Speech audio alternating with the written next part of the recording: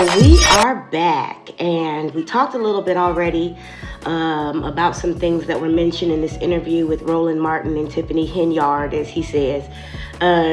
We already looked at Dame Placo's revelation of her real relationship with her charity, but I kind of knew Roland Martin would come back with a quote-unquote fact check. That's kind of his style when he gets caught, dropping the ball or not being consistent. He comes back with the facts. Like, nigga, why didn't you know that already? And Dr. Nikita Cloud mentioned on Hannibal is Hungry that she suspected and predicted that he would come back too, because he does not like the ridicule. Well, Roland Martin went to journalism school along with me. We went to journalism school way before the Dewey Decimal System was ever eradicated. So we know the old style of journalism which always starts with research. Now, I haven't watched the entire interview he did with Tiffany Henyard because I knew he would come back. I knew it. I know Roland Martin. I've been studying him for a while, from when he was back over there at BET and not really reporting 9/11 to when he started his own stuff. I think there was a time in between where he worked for another network that isn't all that popping. But the thing is, he knows better. We know that these things start with research. We don't do interviews. That's why I don't do interviews on this channel. I tell people all the time, this is not an interview channel. Anybody who generally pops up to talk to me comes up on their own. I don't generally invite people to come and have a conversation with us because this is the Breakdown Crew. And this is a no judgment zone. So if we catch you in the bullshit, we gonna call it the bullshit. Just like we had to do with Jaguar Wright's friend. We had to do that with Jaguar Wright's friend. She came up on the panel to defend herself against Jaguar Wright, and we found out she was part of the problem too. So I don't generally do interview shows because I do my research. I do be knowing. And I don't want to embarrass people when they thought that they were going to have a nice light shown upon them. I don't ever make that promise. I'm not like some YouTubers who will invite somebody on my channel to sneak to sneak them and do some shady shit to try to make them look bad. That's just not the way I flow. It doesn't build relationship. And then you always end up having to go back and say sorry and kiss their ass, and I don't do that either.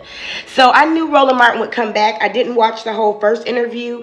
I watched some of his fact check video, and we are going to go back and we're going to watch the first interview together.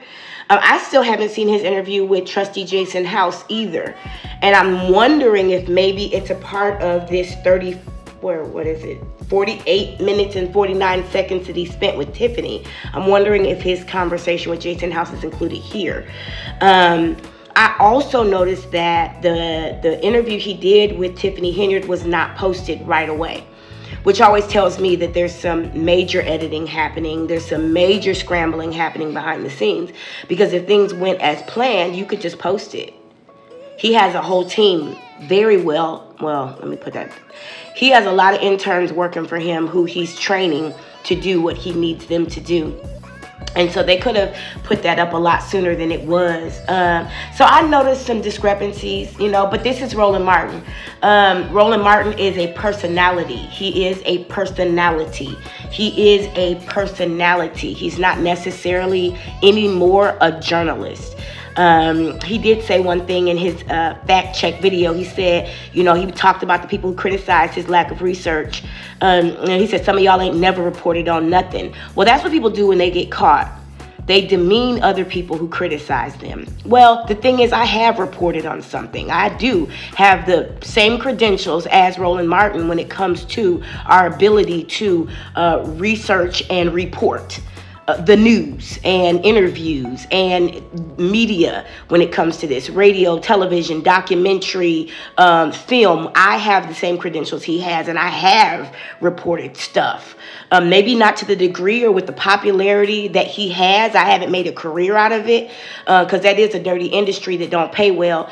But, I do know what he should know. So we're going to take a look I got some time today. They finally finished cutting the lawn, so I can spend some time and take a look at both of these videos. They're both in the breakdown playlist on this channel. The first one we're going to look at is the one Dalton Mayor Tiffany Henyard, which he calls her. I think it's funny that he calls her Henyard. That lets me know he's not familiar with her, because people who've been working on her story and who've been in contact with people who are close to her don't call her Henyard. They call her Henyard, because that's how people pronounce her name that are close to her. I'm assuming that Roland Martin received a phone call from the Whitley Group, which is her PR firm now. There was another one that was working with her before that had a little bit more of a cheesy name, but that's who's working with her now, according to another source that was close to her at one time. I am assuming that they cut him a check for this interview. He cashed the check, he made sure the funds were clear, and then he did the interview just like that, Johnny on the spot. But it don't take much. I mean, if Roland Martin has been in the know, he would know.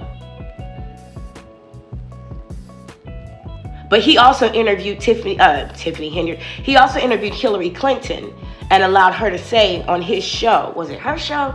His show? No, that was Charlamagne the God to let her say she had hot sauce in her bag. But Roland Martin, I think, did a little jig with her. Did a little dance. Taught her how to do the nay-nay.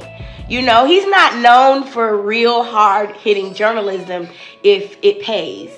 And we know Roland Martin and his relationship with the AAOC, which is also run by Hillary Clinton. So anyway, we will move forward from that and go into this video. Let's go. My next guest has made national headlines. You've had news outlets from all around the country writing about her, talking about her, and which is sort of rare when you are the mayor of a small town in Chicago.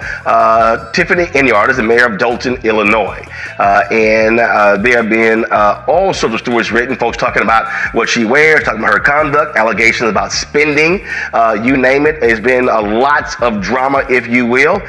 She joins us right now. I'm glad to have you here in studio. And so, first off, so there are a couple of things. You're the mayor of Dalton, and then also there's a township. So explain to folks the difference between those two and what your jobs are. Sure. Thank you for having me. I appreciate you allowing me a platform to speak my truth. I'm the mayor of Dalton. I got elected in 2021, becoming the first female mayor of Dalton, and the youngest. And then I got appointed to supervisor a year later. So a mayor, we are all about services. So cut trees down, sidewalks, things of that nature. Let's start with that lie. I just caught that because I was actually reading this amazing comment. Tiffany Henyard was not appointed to be the supervisor. We watched the video where she was elected by the board. Chris Gonzalez nominated her with his, I'm gonna keep that to myself so things play out. Chris Gonzalez nominated her, and almost every single person who's on that board now, except for, what's that baby's name? Carmen Carlisle.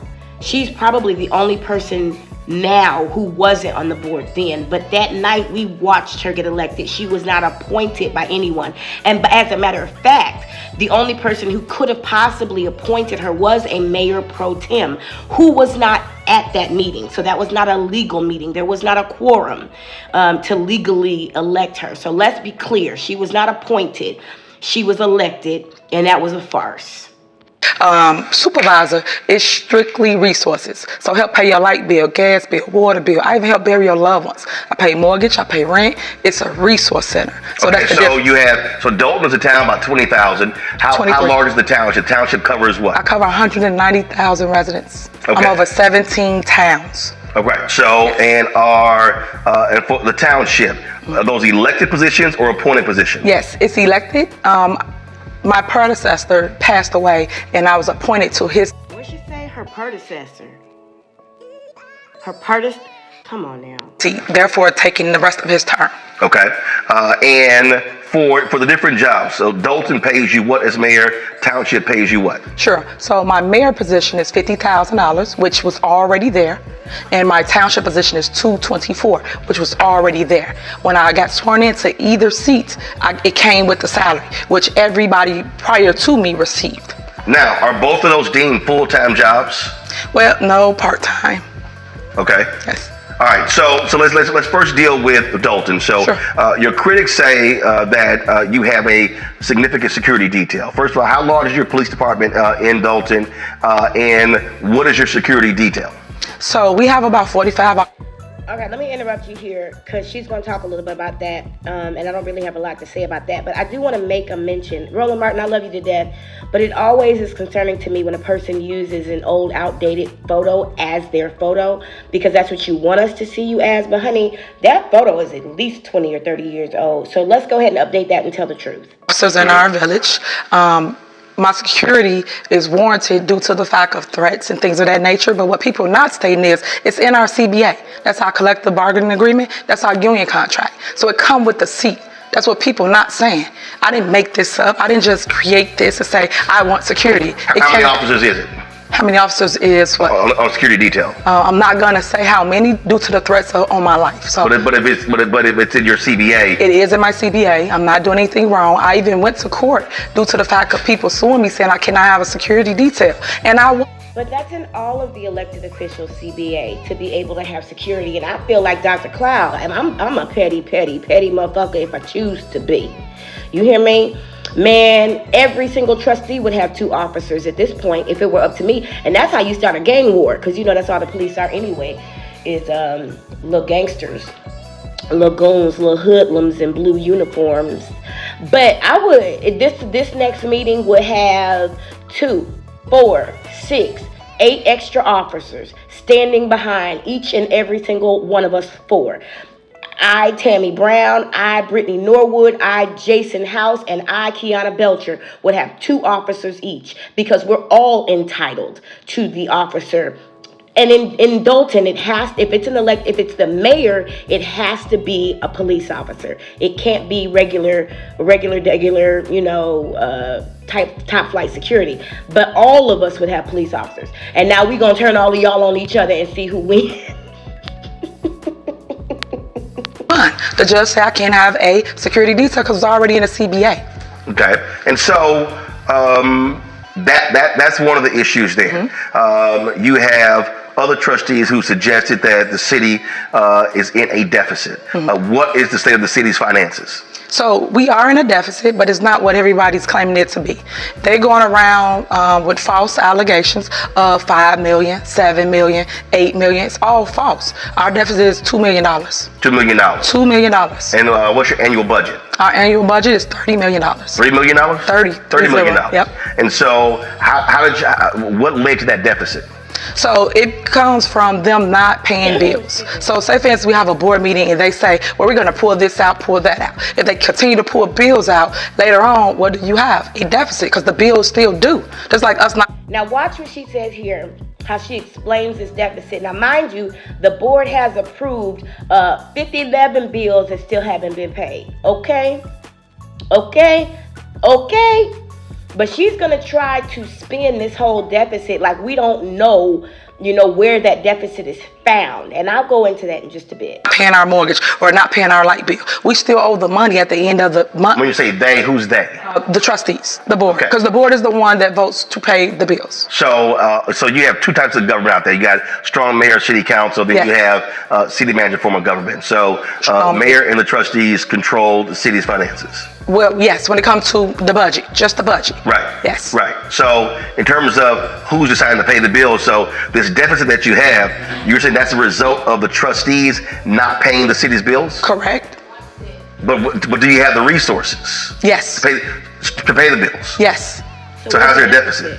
Because they won't pay the bills, so it's still on our books until we. Now the deficit, what she's talking about is really weird because she's the one that has the most access, because the bank accounts are now where Keith Freeman, Tangenique Miller, and Janice Johnson, who I also said would be in handcuffs.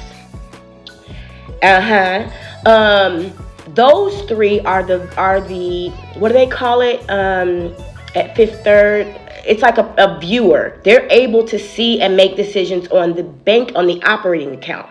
It is the operating account that is in a deficit. And if you have a business or an organization, you know that you have an operating account. It is a working bank account. It's not a paper. It's not an Excel spreadsheet. It's not a PDF or a file. It's an action. It's not a document. Okay, this isn't the budget that's at a deficit. The budget had a $13,000 surplus. No. This is the operating account where you pay your bills from. That is in a $7 million deficit. So let's not try to play. And I'm hoping, I wished Roland Martin had drilled into this like he did with Umar Johnson. I mean, god damn. He might have wanted to save some of that energy for this interview. Released the check and paid the bill, we still count it as a deficit. So you're saying, so you have the money to pay the bills. Correct. You're saying your fellow trustees won't pay the bills. Correct. Why? I'll give you prime example, just to make me look bad. I'll give you prime example. My job. So the board of trustees won't pay the town's bills. That's how narcissists think too. Man, I had a narcissist tell me I was trying to hurt her because I didn't want to talk to her no more. Yeah, that's why I don't want to talk to you, because I'm trying to hurt you. So the board of trustees, so she's not mentioning, the bills, what they are. $300 at the airport, $2,000 on tamales, $1 million for concrete at the 2 ice rinks? I mean, we're talking about $600 at Firehouse Subs. We're talking about $8,000 in a hotel bill. We're talking about, several bills that don't make any sense. Her hair, her makeup, while they are very necessary for her, that is not the township or the village's bill. So let's talk about what the bills are, and then let's talk about the bills that were approved, like me, who covers the street lights. They haven't been paid. The state bank that covers the public works and police vehicles, they hadn't been paid. And to this date, we haven't confirmed if that check cleared. I'm sure we'll hear more about that very soon. Several places, somebody did work on the trees or the streets. They haven't been paid. $350,000. The police ammunition, what they shooting people with, hadn't been paid. These were approved by the board in May and June of 2023. And this woman is sitting here saying today. Now, back then, there wasn't a $7 million deficit. It was right around 7. Because it went from 2.8 to 5 to 7 in a matter of 3 years. That's fucking crazy. I can't spend that much money in 3 years, and I can spend that much money. But if I did waste or steal that much money, I sure would have a couple houses lifted off somewhere you wouldn't know about. I wouldn't be hiding at my mama's house or anywhere near where people could hear me at a train. Because when she did that video, somebody said that you were looking for me. She had a green screen behind her that showed the bubbles at the ice rink, but you could clearly hear an L train in the background. Clearly, she was either in Chicago or DC, because both of them have trains. Now, DC's trains are underground, but still, nonetheless, you could definitely hear it. So let's continue. It's to a government. That's what a mayor does. I'm an executive branch, they're the legislative branch. When I go get money and bring back to our community many grants, they refuse to pay things for residents. I created a roof and window program. They would not vote to pay the vendors to fix the roof and windows for our seniors and our veterans. Why? Can somebody help me understand where you live that they fix your roof and your windows on your home? Help me. No, what actually happened was Tiffany Henyard, to make herself look good in the middle of a recall, went out and got these companies to do some work for people and then brought the bills to the board. That's what she did. The money's there. It's in a bank account. You can see it. Why would they not pay the bill? So therefore, that program got on hold. These are things I created when I became the mayor of Dalton. But yet, people don't see your vision. It's people trying to take over government, and I won't allow it. I want to mention one more thing before I continue. I have reason to believe that she is wearing an earpiece. And I'm going to tell you why. Because you never see her ear. Which ear would that be? Her right ear. You never see it. The hair is always pressed down over her ear to the point that it is bending her bad quality eyelashes. I guarantee you that's not mink.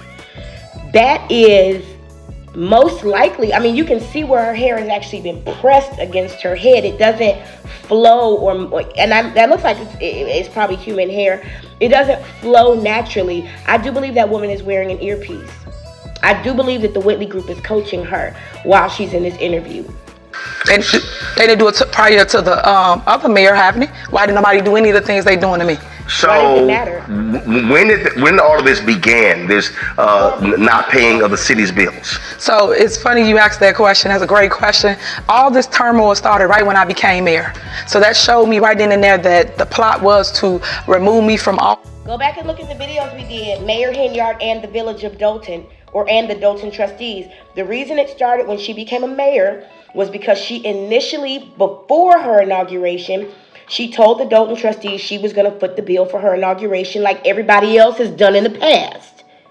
No, she presented them with a $15,000 bill that the Village of Dolton and all her crackhead friends and drug dealer friends actually had to pay.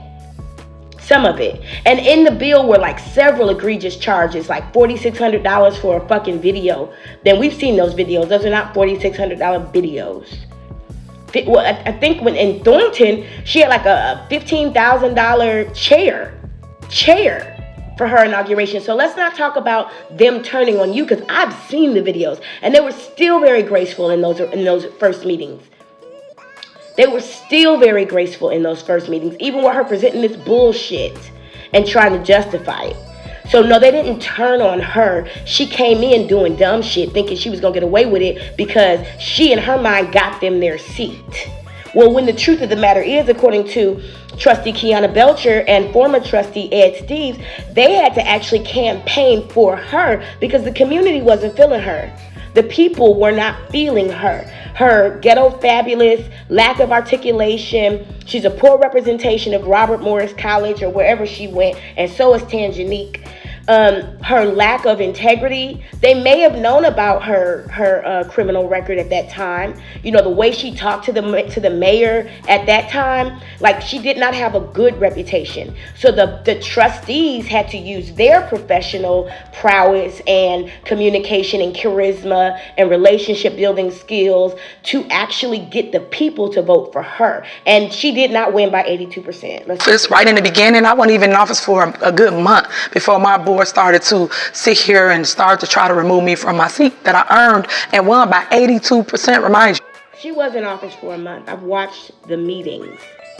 It was literally 3 meetings, which is 3 months, after they had a finance meeting and found out that the village was heading to a deficit. The village did not start out with a deficit. There's an old lie that the village had a deficit when she came in, but it didn't. They were heading toward a deficit. At the time, the guy who did finance was also named Chris. I think it was Cristiano. And where did he go? I need to find out what happened to him. I'm sure the feds have talked to him too. But he mentioned to Trustee Jason House was leading the meeting. I believe Trustee Brandy Norwood was there, and Trustee Ed Steves was there, and Trustee Kiana Belcher was there. Not a Stan Brown, and not an Andrew Holmes. So they were there, and the finance guy, which is what they called him, was literally saying, we are heading toward a deficit. We are heading toward about a $90,000 deficit. That's what it was going to be at that time. And it got their attention. Now, this was after 2 board meetings. So this was 2 months after. This was prior to the 3rd board meeting, which would have been the 3rd month. So let's stop lying about within a month they turned on you. No, the finance guy who you had scared to death, he couldn't even talk in complete sentences without stammering because you had him so unnerved. Poor guy. He had to make the board, the finance committee, who at the time was headed by Jason House. He had to make them aware that things are not looking good and y'all got to get real serious and pull back now. And she did not like it. They came to that next board meeting like, come on, we got to do something different. And that's when they started getting a little bit more serious. But the recall didn't even start happening until many months later. I mean, like close to Thanksgiving. She came into office in May. That's not within a month. Because those of us who can do math know Thanksgiving is not in May. 82% taking out an incumbent that had the seat prior to me. So when your fellow trustees, let's say Kiana Belcher, she's quoted as saying mismanagement of funds. You're saying, no, it's not mismanagement. They're just not paying bills. That's correct. And so when you hear that from her, then what's the response? And if that's the case, have you released publicly the list of bills that they don't pay? Yes. And where is that? So that is normally on my website, or it is on my... She lied. Oh, fuck. It's like talking to a child. She lied so quick without thinking that he would even follow that up. Bitch, we've been on the website. There's no list of bills. There's not even an updated meeting minutes. The meeting minutes are not on the website. The updated meeting minutes, the most recent minutes are not. So let's stop talking about you having stuff there that's not there. Well, it's normally on my website. No, ma'am. No, ma'am. Let's not normally. You are the mayor of this village. You don't know what's on the website right now today? You work until 1 o'clock in the morning at the village with Keith, and I can only imagine what that starts to smell like after 5 o'clock. And you haven't looked at the website today to know what's popping? You are a control freak and a micromanager. There's no way you don't know what's on the website today. Okay, let me go back and let her tell that lie again. That from her, then what's the response? And if that's the case, have you released publicly the list of bills that they don't pay? Yes. And where is that? So that is normally on my website. It's up. Eventually you get to it. It is on my social media platform. And have you released publicly the list of bills that they don't pay? Yes. And where is that? So that is normally on my website, or it is on my social media platform. And I verbally said, or, like you don't know? At board meetings, you can see it when they go and they take out bills. They verbally tell you what they're taking out. Therefore, people can just add it up in the council meeting. So you can know and you can follow exactly what bills they're not paying. And it adds up. Eventually you get to $1 million, then $2 million. And then also they have legal bills of $2 million of suing me for different reasons, like what you're saying to you. Who's sued? Here's the part she's not telling you. Many of the bills that the board refuses to pay are actually reimbursements to her. Reimbursements. I never know which one of those words is the right one to use, so I'll use both. Many of those bills are reimbursements to her. What you need, baby? I need to get Oh, inspector. So she's not telling you that these bills aren't bills that add to the deficit. That's her boob job. That's her makeup artist. That's her getting her stuff done. The trustees, they take me to court for anything they say, right? Then we go to court and I won over 24 cases. Yesterday I just got word I won another case. So I'm 25-0. So how is it possibly the mayor of Dalton? People got to pause and think like, dang, she keep winning. If she keep winning, we got to look at the trustees. They're the ones that's spending the money on legal bills. Their attorney, which is legislative counsel. No, for what? So you're saying that the trustees are not paying bills. Correct. In addition, by them constantly suing you, they're now piling up legal bills. Correct. And that is what's also contributing to the deficit of the state. That's correct. And then we also had contracts that was needed to be negotiated when I came in office for police, for fire, and for public works. So once we negotiate some of those contracts, of course that adds to the deficit because now you got to increase people pay. And we've done that. You got retro pay, you got all kinds of things that take into account. But what they're not telling you is what I'm telling you here. People got to state facts so people understand. Right now, just throw this out there, throw that out there, and no facts to back it up. What I'm trying to understand is this is not a large city. Mm-hmm. Okay, I spent 6 years in Chicago, and so whether you're talking about Dalton, Harvey, we're not talking about large cities. Right. There's a whole lot of drama for a town of 20,000 people. I agree. But it's led by one person. Who? Their legislative counsel. He want to take me out of my seat. Who is that? That is Bert Oderson. Why? Because he don't like. So you think all this is because he wants to beat you? Yes, he wants the position of corporate counsel. Explain that. Corporate counsel is the one that run the day-to-day for a village. They're the one that sit next to the mayor at the board meetings, and they basically have all the lawsuits. So anybody that sues our village, he will be the... But if he's corporate counsel, why is he whispering in your ear the whole meeting? And aren't those whispers part of the Open Meetings Act? 1, 2, 3, and 4? Person that go and defend it. So it's all about contracts. It's all about a power grab. That's all it is. So is he a fellow? He's a trustee? No. He's the trustees legislative council. So they use him to fight against me. So I'll give you another example. They just had a secret squirrel meeting. What I mean by secret squirrel meeting, an illegal meeting they had at our park district. When they had our park district, When you say it's a legal meeting, why are you calling it a legal meeting? Because they cannot go and have a quorum. That's the open meeting violation of 4 people. They do that every time. So now they're trying to have their own separate government. When we have board meetings, it's the first of... But the meeting in which she was elected to supervisor of Thornton Township was not a quorum. The Dalton trustees meetings are a quorum. You hear the clerk say, she calls the roll and then says, we have a quorum. They elect Jason House to be mayor pro tem, and they have a quorum. The meeting she was elected to be supervisor at, there was no quorum. There was no mayor pro tem and then 4 trustees to make it a quorum. No, there wasn't.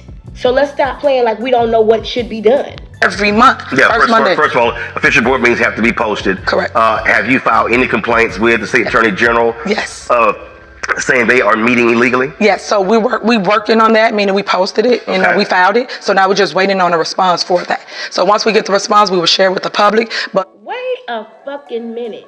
We are working on that. So you didn't deflect to the attorneys and say my attorneys are working on all that, I don't know? Okay, bitch, because it's the same attorneys.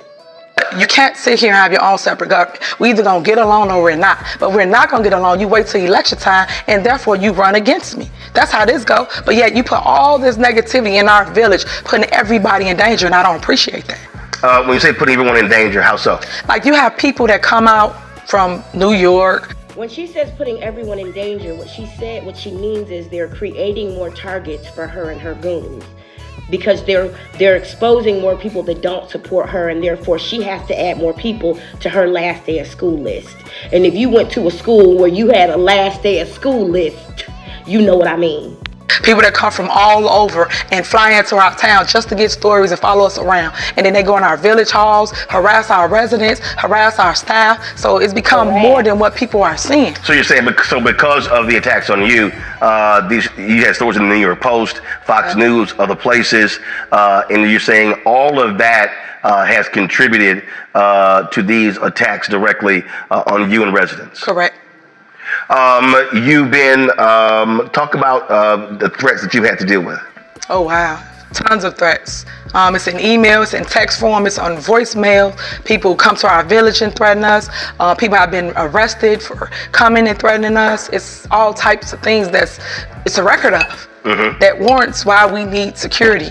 And it's sad because people got to understand, I am a single black parent with a daughter, 4-year-old, that go in and... She's not a single black parent. She said Kamal Harris was a father figure for her daughter, and they are actually in a romantic relationship. If she's a single black parent, where is her kid when she's at the village of Dalton at midnight with Keith? If she's not a single black parent, and I don't even know what the fuck that means. If you got somebody else living in your house that you fucking, that's helping you take care of your child financially, physically, emotionally, educationally, you are not a single parent, honey. You might be single because he won't marry you because he's already married. But you're not a single parent, honey.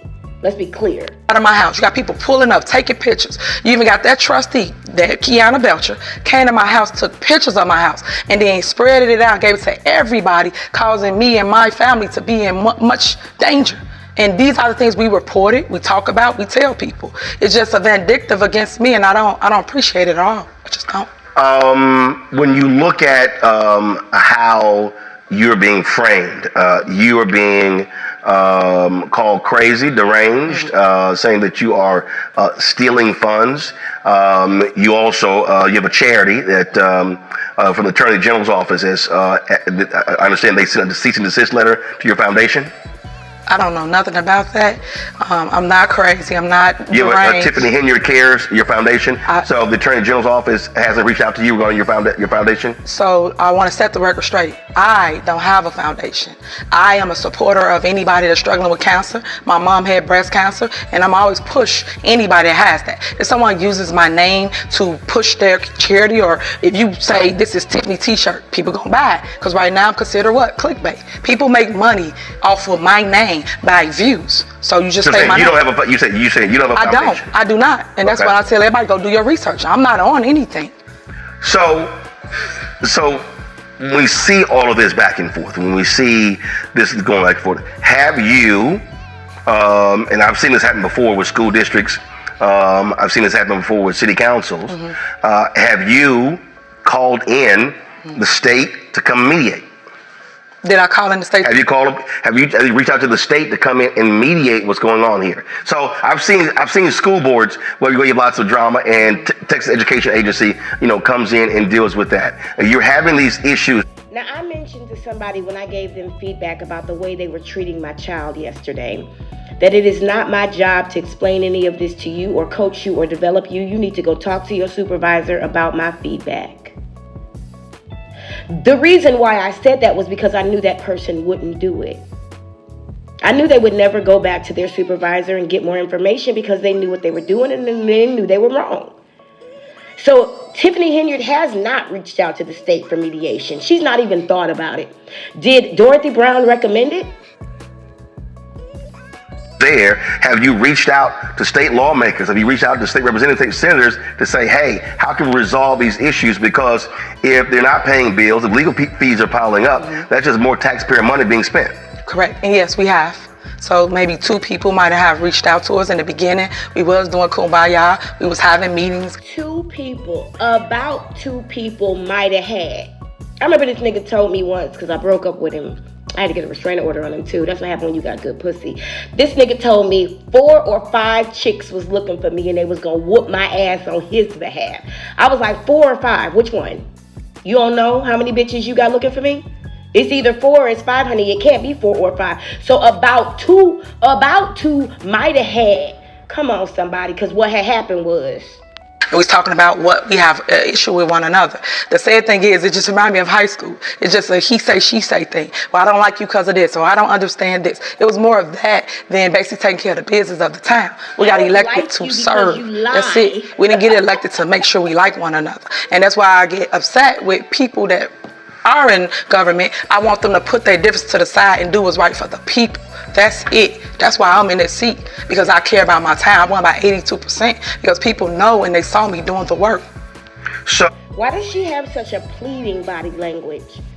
If she knows she's right, if she's a righteous person, if she's confident in what she's doing and she can stand on it, why aren't her shoulders back? Why isn't her chest out? Why isn't her head out? Why isn't she speaking out?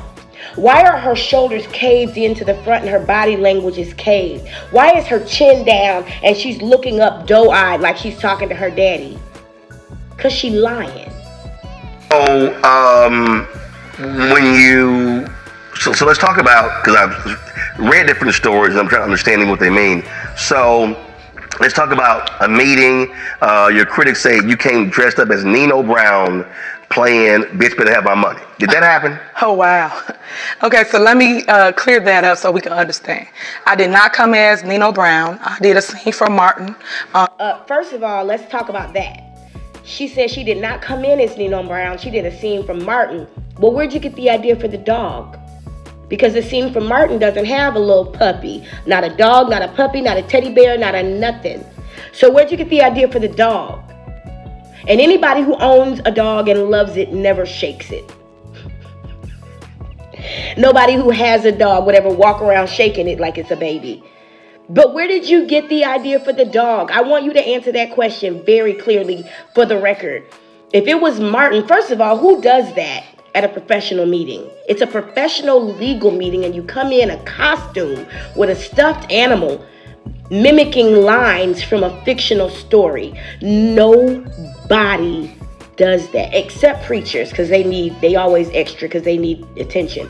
But there's no way in hell you would ever find another politician, even a corrupt one, drawing attention to themselves in such a cheesy, corny, tacky, classless way.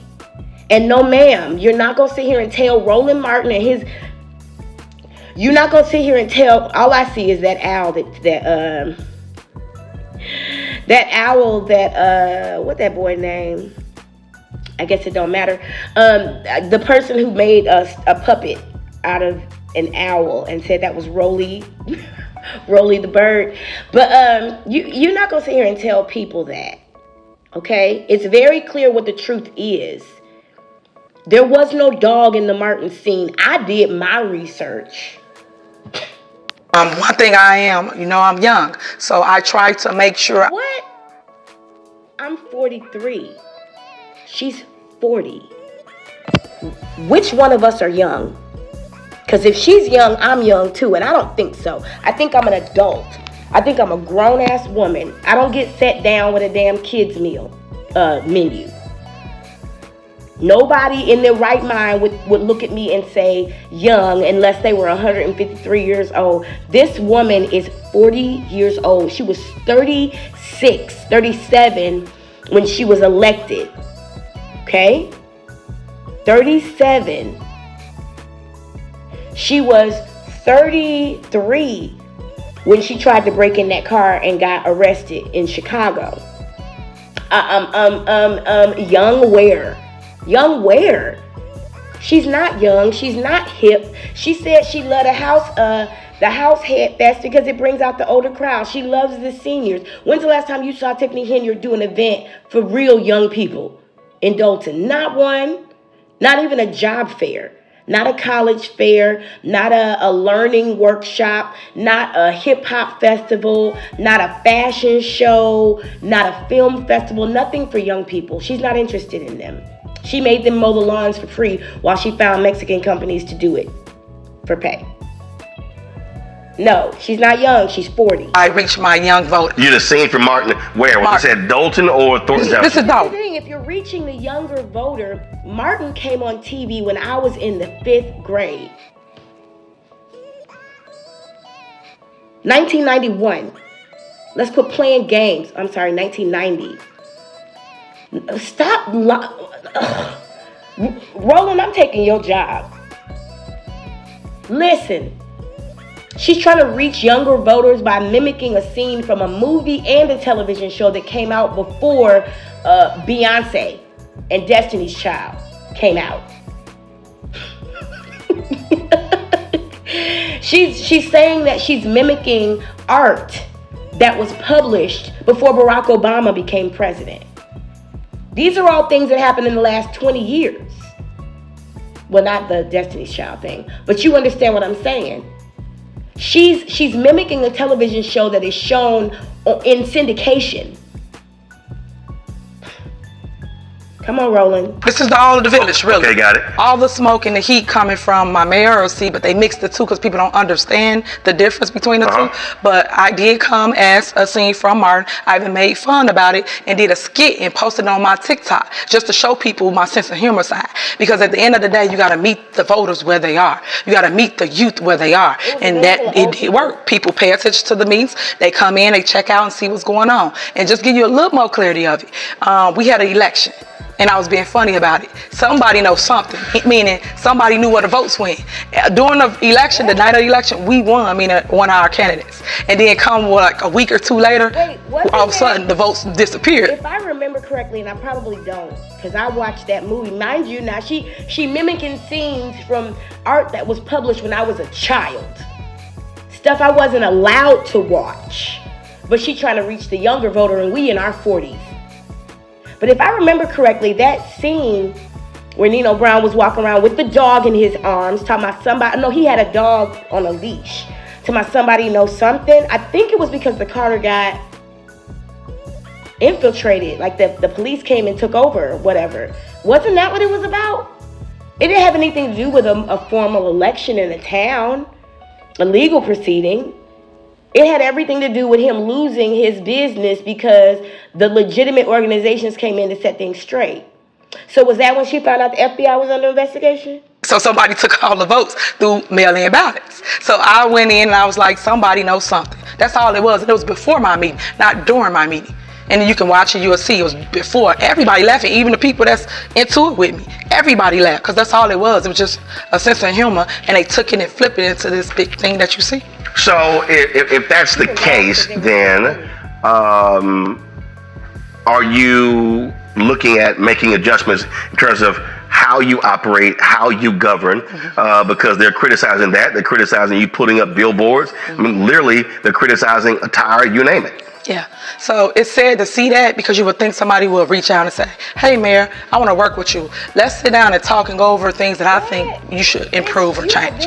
A lot of people just upset because I am a trendsetter. I am a trailblazer. I am showing people what they should have done with the seats, with an S, before I took over. And as you know, I want to do the work. So I ask the lawyers what I can and what I cannot do. And when they tell me what I can do, I go and I execute. There's nothing wrong with billboards, because they are providing service. If it was something so wrong with billboards, people wouldn't have cut our phone lines. Like an example of other things we dealing with. They cut our phone lines over at my supervisor position, because that's what we put the billboards up. It's talking about service. They cut our phone lines. Who's that? They cut our phone lines. It was the college, South Suburban College. Okay. And they went ahead and service in over 30 years, never been cut. But the minute I put up a billboard, the line get cut. So now, doesn't she owe South Suburban College $1,500 from her Good Burger venture that, from what I understand, was extremely nasty when it was a food truck? Doesn't she owe them money? Excuse me. I mean, that's a reason to get your lines cut. That's the kind of shit that happens. She shut businesses down for talking to the FBI. She should be okay with petty. people call the phone number, how do you get services? So now you get people complaining, saying the number don't work, you got all these issues, things like that. But these are the things I'm dealing with that people don't know, the public don't see, and you don't never hear me talk about it. I just go through the motions and just deal with it. But it actually has been working. All our numbers are up by 3-4 times in every department, especially the food department. Which our numbers are up. What numbers? The numbers. So for instance, I'll give you an example. So our food pantry, we used to... I'm going to take a guess that she's going to say the number of people she's serving has gone up, which actually means the level of poverty has also gone up. I'm just going to take a guess. Feed maybe 100, 150 people a day. We now feed 500 people a day. Oh my God. So when people talk, they should go research the numbers of back then and then research my numbers and compare. I'm putting that together just so I can show the public, because now it's all about showing people that everybody been lying this entire time doing a smear campaign. So now I'm going to show them, and then now you judge. Because y'all all judging, meaning people out there are judging off of hearsay, false allegations, and not facts. Get facts first. Now it's all about showing people that everybody... I'm in these comments, so I'm sure y'all have seen the mention of the false accusation. So I knew it was coming. Somebody was gracious enough to leave a timestamp about it, so I knew it was coming in the next 2 minutes, but it caught me off guard because I thought it was at 1740.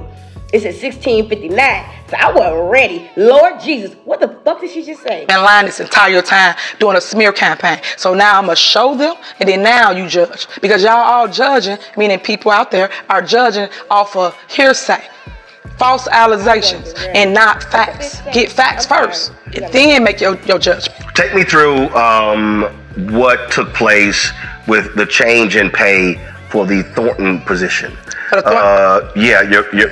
Are judging off of hearsay, false allegations, and not facts. Get facts first, and then make your judgment. Take me through. So now I'm going to show them, and then now you judge. Because y'all all judging, meaning people out there are judging off of hearsay, false allegations, and not facts. Get facts first, and then make your judgment. So now I'm going to show them, and then now you judge. Because y'all all judging, meaning people out there are judging off of hearsay, false allegations, and now it's all about showing people that everybody been lying this entire time doing a smear campaign. So now I'm going to show them, and then now you judge. Because y'all all judging, meaning people out there are judging off of hearsay, false allegations, and not now it's all about showing people that everybody been lying this entire time doing a smear campaign. So now I'm gonna show them, and then now you judge,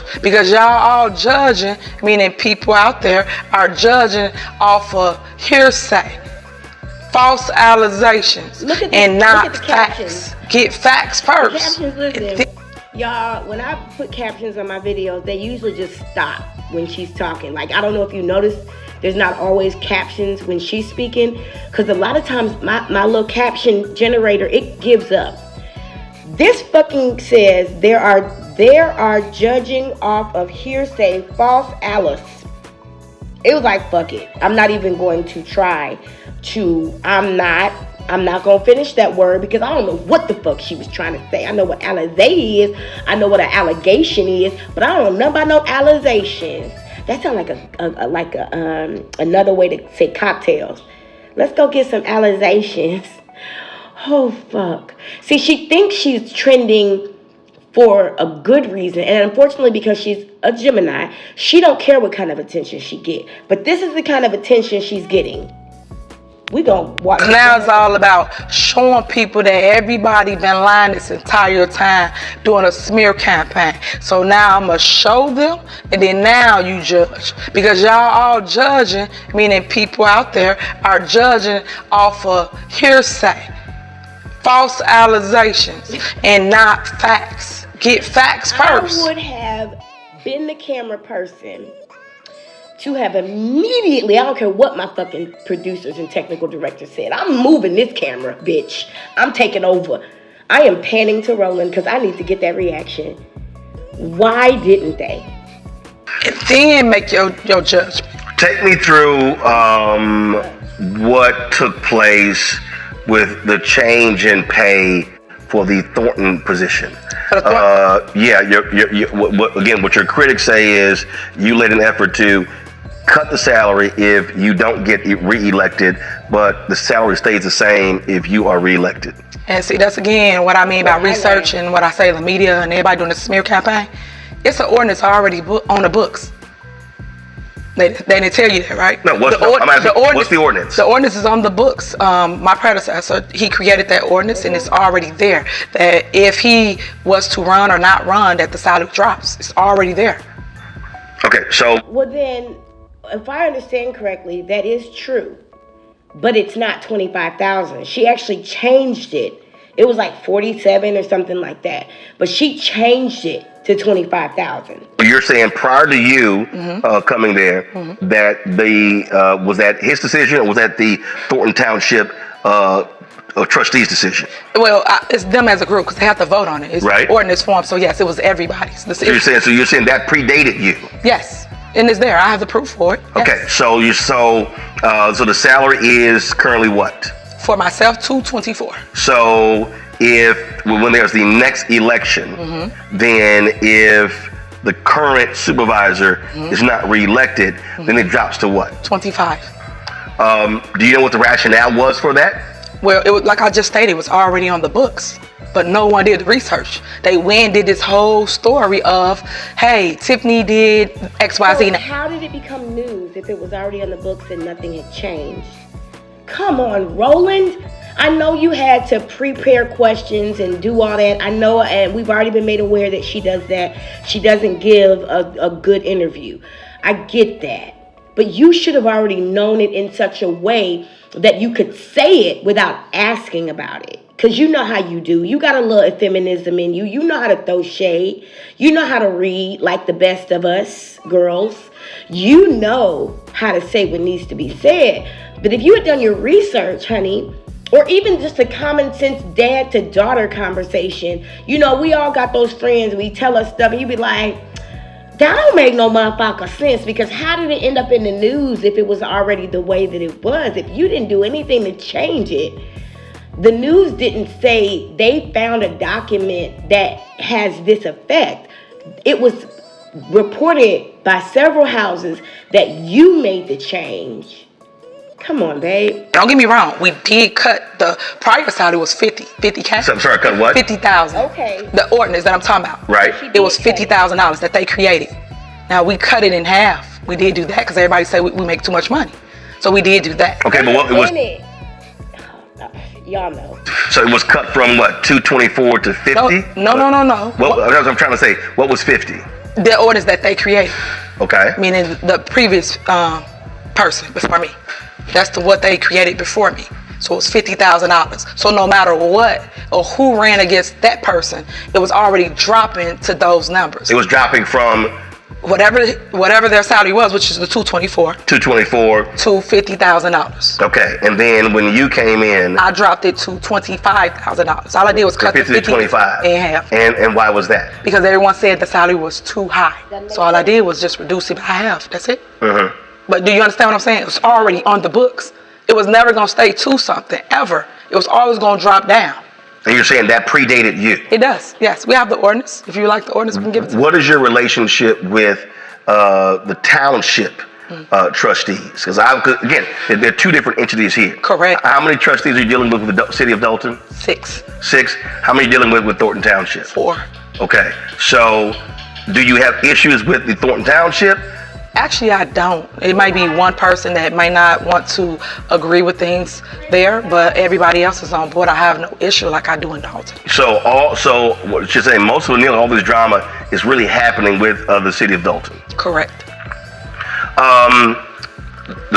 If he had done a tiny bit of research, he would know, yes, Chris Gonzalez and her have issues, even though he nominated her to be the supervisor, which is really, really weird.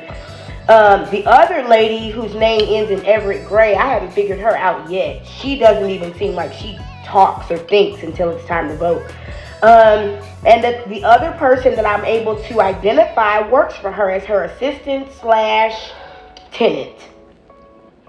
So yeah, she's padded the board just like the prior mayor of Dalton did by adding Andrew Holmes. He added Andrew Holmes to go against the other trustees, and Tiffany knew what to do with him.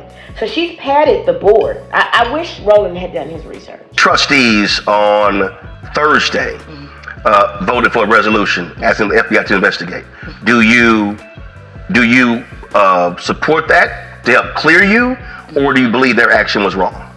So, as I stated, and I made a statement for the news, there is no subpoenas in my office, and no one that we know of regarding the investigation. So right now, what I'm saying is they passed a resolution calling for a federal investigation, and so what I'm asking is, are you saying, hey, if I did nothing wrong, fine, y'all come and investigate, or do you believe the action of these trustees was improper? I think they should investigate everybody, and that way you see who is clear, period. And I will talk to this more at my board meeting on Monday. Because if you're gonna do one, do everybody. Well, first of all, if the federal authorities, I know how federal investigations work. Once they come in, they don't look at one person. They actually examine everything. Which made a lot of mention of the comments, but this one he said, "I believe her because I'm retarded." I'm telling you, I'm like, are we supposed to be that stupid? Because, I haven't been ever that stupid. The things that she says, I'm wondering how she's gotten away with this shit for so long. And with the mayor of Dalton, Illinois, Tiffany Henyard. She joins me here in studio. So I'd asked you before we went to the break, I talked about again, this charity.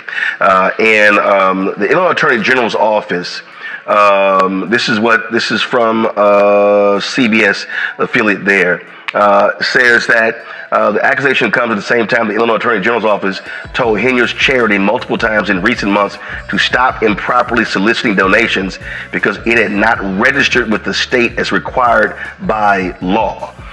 And you said that's not your charity. Correct. Okay. So were you ever show the video here, 'cause I'm trying to understand this here. So this is a video of you marching with the charity. So what is this? So What they're not telling you is we literally walked to Springfield to create a bill to help anybody that's suffered from cancer, whether it's the village of Dalton, Thornton Township, and then I increased it to the state of Illinois. And that bill will help people by giving them $10,000. And that's a bill that we actually are initiating, and we're still working on it. When I went through the Republican states, the Republican areas, we didn't have any issue. Everybody was on board because everybody is suffering from cancer or knows someone that passed or actually. If they're still working on the bill, what's the next action item? What was the last one? Going through it. So that was the whole purpose of the walk, to basically bring awareness and bring people together. That's what the whole purpose of it is. But if you had, so there were folks with signs saying Tiffany Henyard Cares Foundation. Who was that? What do you mean? It's everybody. Everybody was there. No. What I'm saying is, what is the Tiffany Henyard Cares Foundation? You said it's not affiliated with you at all. Correct. Well, what is it? So someone made up a foundation. They named it after me, and they like my work that I do in the community, and it's called Tiffany Henyard Cares. So we all went. But they weren't registered. Have you contacted them and told them you can't use my name improperly? Well, my lawyer's handling a lot of that stuff, so all I can tell you is that I'm not the one on anything. That's the only thing I can tell you right now. So I'm just trying to answer to the. So you're saying there's a foundation that's not registered, but it has nothing to do with you? Correct. That's true. Okay. That's so you're not aware of any of the work that they've done, money that they've raised, anything along those lines? Correct. Okay. Again, going back to your trustees, they have talked about travel. So let's speak about that. When you're traveling, are you traveling on behalf of the city of Dalton or Thornton Township? It depends. It depends on what it is. So if I'm going to Recon, Recon is a big platform for economic development where people go from all over. It's the largest in the nation, and everybody go to basically promote their plot of land. So you want to bring Starbucks to town. You want to bring, for instance, mine was a trauma center. So things like that is what we go for. And then our job is to bring those things back, work on a plan. It might not happen this year. It might happen 2 years out plan. And that's what people don't understand. They think it should happen right now. You went to this conference. What did you do? Right now, you could be working on a deal. Yeah. You went to this conference. What did you do, bitch? And come the next term, the next mayor. I really want to know, like, what experience does she have with being coached, being developed, receiving feedback, being challenged? I mean, I had to defend my entire master's thesis before a board of professors who weren't even of my same ideology. I mean, I had to take those questions and those challenges, and some of it was extremely biased, and I still had to do it. Excuse me. And I couldn't cuss nobody out, yell at nobody, accuse nobody of nothing. All I could do was answer the fucking questions. I've had meetings with my managers and senior managers who've let me know, like, your work ain't cutting it. You thought you went hard, you got to go harder. And here's some tools to help you. I've literally had to receive these feedbacks decade after decade, overlooked and sometimes promoted for or without pay. We've been developed to the place where somebody asking, what did you do when you went to this conference? Would be a reasonable. She should have had a whole meeting to tell people. When we were little, and in the church, and somebody went to Africa to do mission work, which is so damaging, forgive us, but they would always come back with some videos, some pictures, some artifacts, some documents, something that showed what happened while they were there. What makes her too good? The next trustee or whoever will benefit from it. That's how it works. Do you have policies in your city as it relates to travel, as it relates to flying first class, what types of hotels to stay in to minimize expenses for the city? Well, we have a budget. So as long as it's in the budget, you can basically go to any conference. Any conference you choose. No, I understand the budget, but so for instance, I've covered City Hall, covered county government, where they establish, where they say, like for instance, City of New. See, she's never had a professional position before where she had an expense account, so she went hog wild. She probably went to the Bronner Brothers hair show in Atlanta too. She went hog wild. For her to just say, I mean, I hope she's not so arrogant that she don't realize the feds are watching. She said, you can go to any conference as long as it's in the budget. Has a policy that city officials don't fly first class. Okay. Do you have that? We do not. Do you believe you should have a policy? Because again, the critics are that you're flying first class, that you're staying in four-season hotels, high-dollar hotels, having what they call extravagant dinners, and those are Roland can't talk either. God damn, what the fuck did he just say? your critics. Are you as a city official, in order to make sure that you'll be on reproach, looking at establishing a city policy in terms of how money is spent when traveling? This is the way I feel about it. People will talk about anybody because they're not doing the work. They only talk about the people that's at the top, the ones that are doing the work. They telling you about travel. I'm in your studio right now talking about travel. We should be talking She's in your studio right now on the taxpayer's dime. about is the $15 million I bought back to my community. No, I understand that. No, I know, but I'm pointing it out. But we arguing over travel. No. But the reality is, this is a conversation that members of Congress have to deal with. That mayors, city council members, county commissioners. Yeah. As I said, I've covered Fort Worth City Council, Travis County Commissioners Court. Have covered City Council in Dallas, and this is one of the things that people often look to. They look at in terms of public officials. Being proper use of taxpayer dollars. And one of the areas, this happened with Kwame Kilpatrick when he was mayor of Detroit. He was highly criticized for the use of the city's credit card and how he was traveling. And so what I'm saying is, if you have those critics, we're not talking about a large city. We're not talking about a massive budget. And so do you believe it's proper to have a city standard that applies to you and all trustees and city employees that says, sure, you can fly, but you fly economy, not first class. And then if you stay Who's in the background yelling? That's got to be Keith telling him to stop the interview. in hotels, you don't necessarily stay in Four Seasons or a hotel like that. There are Hyatt, Marin, or whatever. And so because of the criticism, do you believe in creating that type of travel policy? I sure do. And will you do that? Yes. Okay. When? One of the things that also, going back to your critics of your trustees, they're alleging financial improprieties.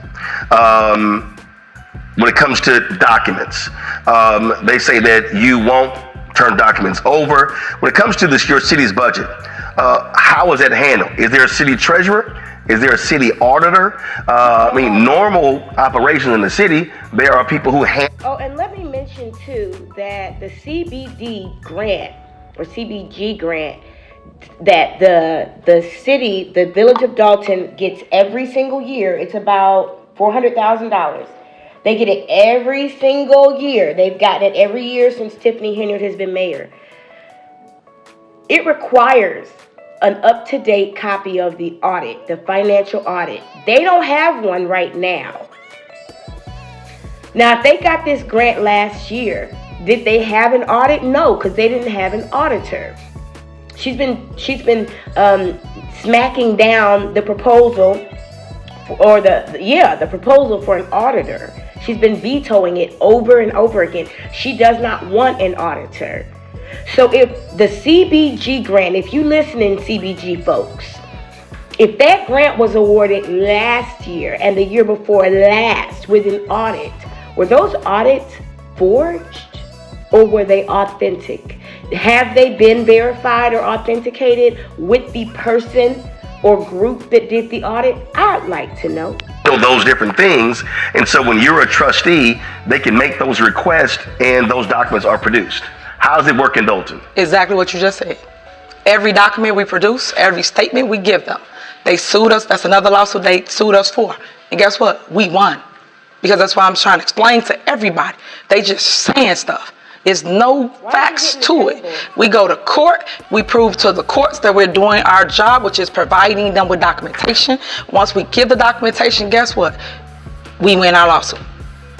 And we've been giving it to them through email. It's in everybody's email. I've showed that in videos. I've showed that at board meetings. And I've showed people that, hey, they say they didn't get it. They get it every single month. All the documents. But for the people who don't know, explain the process though. Okay. You got mayor, you got trustees. Correct. Who are the city employees who that's their job? So do you have a city treasurer? We have a finance director, we have a CPA, which is our accountants, yes, and we have auditors, we have all of it. So the finance director should have the financial records for all transactions with the city. Shanika started rubbing her chin when she heard her title being called. Yes, and she gave them to him. That's my point. Through email. And we showed that. We proved it in court. Once again, we won in court. We won. They said that, but then we showed y'all that they was lying by producing an email showing we gave them every document they needed. But they go and they put on this show for the world and then want to sit here and criticize people by saying, you do realize that Keith Freeman has the knowledge to make things look real that aren't on document, right? she's doing wrong. I'm not doing wrong. I'm proving it every single time I win a court case. Again, 25-0. They ain't won not one court case. But they keep saying, I'm doing this, I'm doing that. That's not true. Because we go to court for everything they claim I'm doing. But every time we go to court, I win.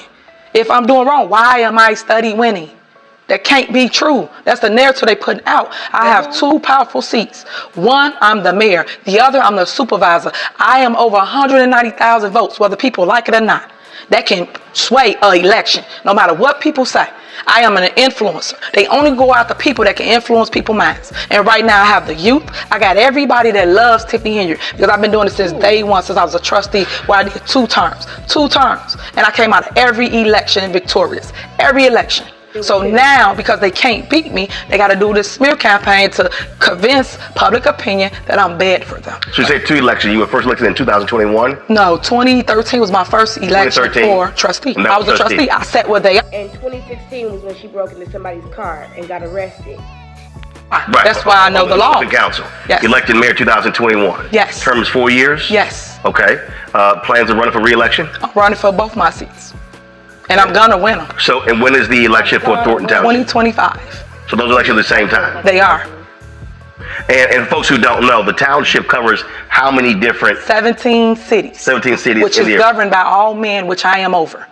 So you already see what all the problems I have. What you mean of the 17? I'm over 17 towns in a township. Correct. 16 have male mayors, you're the only female. Correct. Okay. My panel with questions. Larry, you're first. Yeah, sure. Mayor, thank you for providing, answering Roland's questions and provide some clarification, because I heard about the story too, and I was intrigued when I realized that you were going to be on the show and have the opportunity to talk to him, and like I said, it was important to hear your response to some of these questions. So let's talk about. Now, I have not seen this segment of the show. I haven't seen most of the show, as I mentioned before, and I would love to see at this point how these panelists ask these questions, because if they softball her and dance around it, we gonna know everybody in on it. That's how we gonna know somebody got paid. All politics is local. Let's talk about your constituents. And I know you just mentioned you're up for re-election next year. So have you done any polling about? Well, first question: any polling related to how some of the how this has impacted your how your constituents view you as in both your positions, mayor and I guess overall as a supervisor? And then I guess my second question is, what specific policies have you implemented to address any concerns that some of the trustees have brought forth? Have you and you talked about cutting this cutting the salary in half. What other steps have you taken to address any concerns that any trustees or any other constituents may have? Well, yes, we have done polls for my community, and believe it or not, a lot of people support me still, and that's the reason why they going hard. I need to know the numbers, honey. You just mentioned a poll. What are the statistics? Come on, honey. Right now, I love the fact that people are reading through the mess, and that's why I'm speaking on these platforms now, because I want to educate people and give them facts. I don't want people just make a decision off of feelings or emotions, And as it relates to policies, yes, I'm all about policies. That's one of the reasons why I'm trying to do the bill for cancer, because I know what it feels like to go through that and not have help. So when I go and I advocate for funds for whether it's my mayorship or whether it's the township, I make sure I keep the people in mind and I ask them what are their needs. And they tell me their needs, and then we go and we advocate for it. And thank you so much for all those that helped and supported it. We come back and we create budgets. and we create programs. We gave over 80 people with kids, youth, scholarships. 80.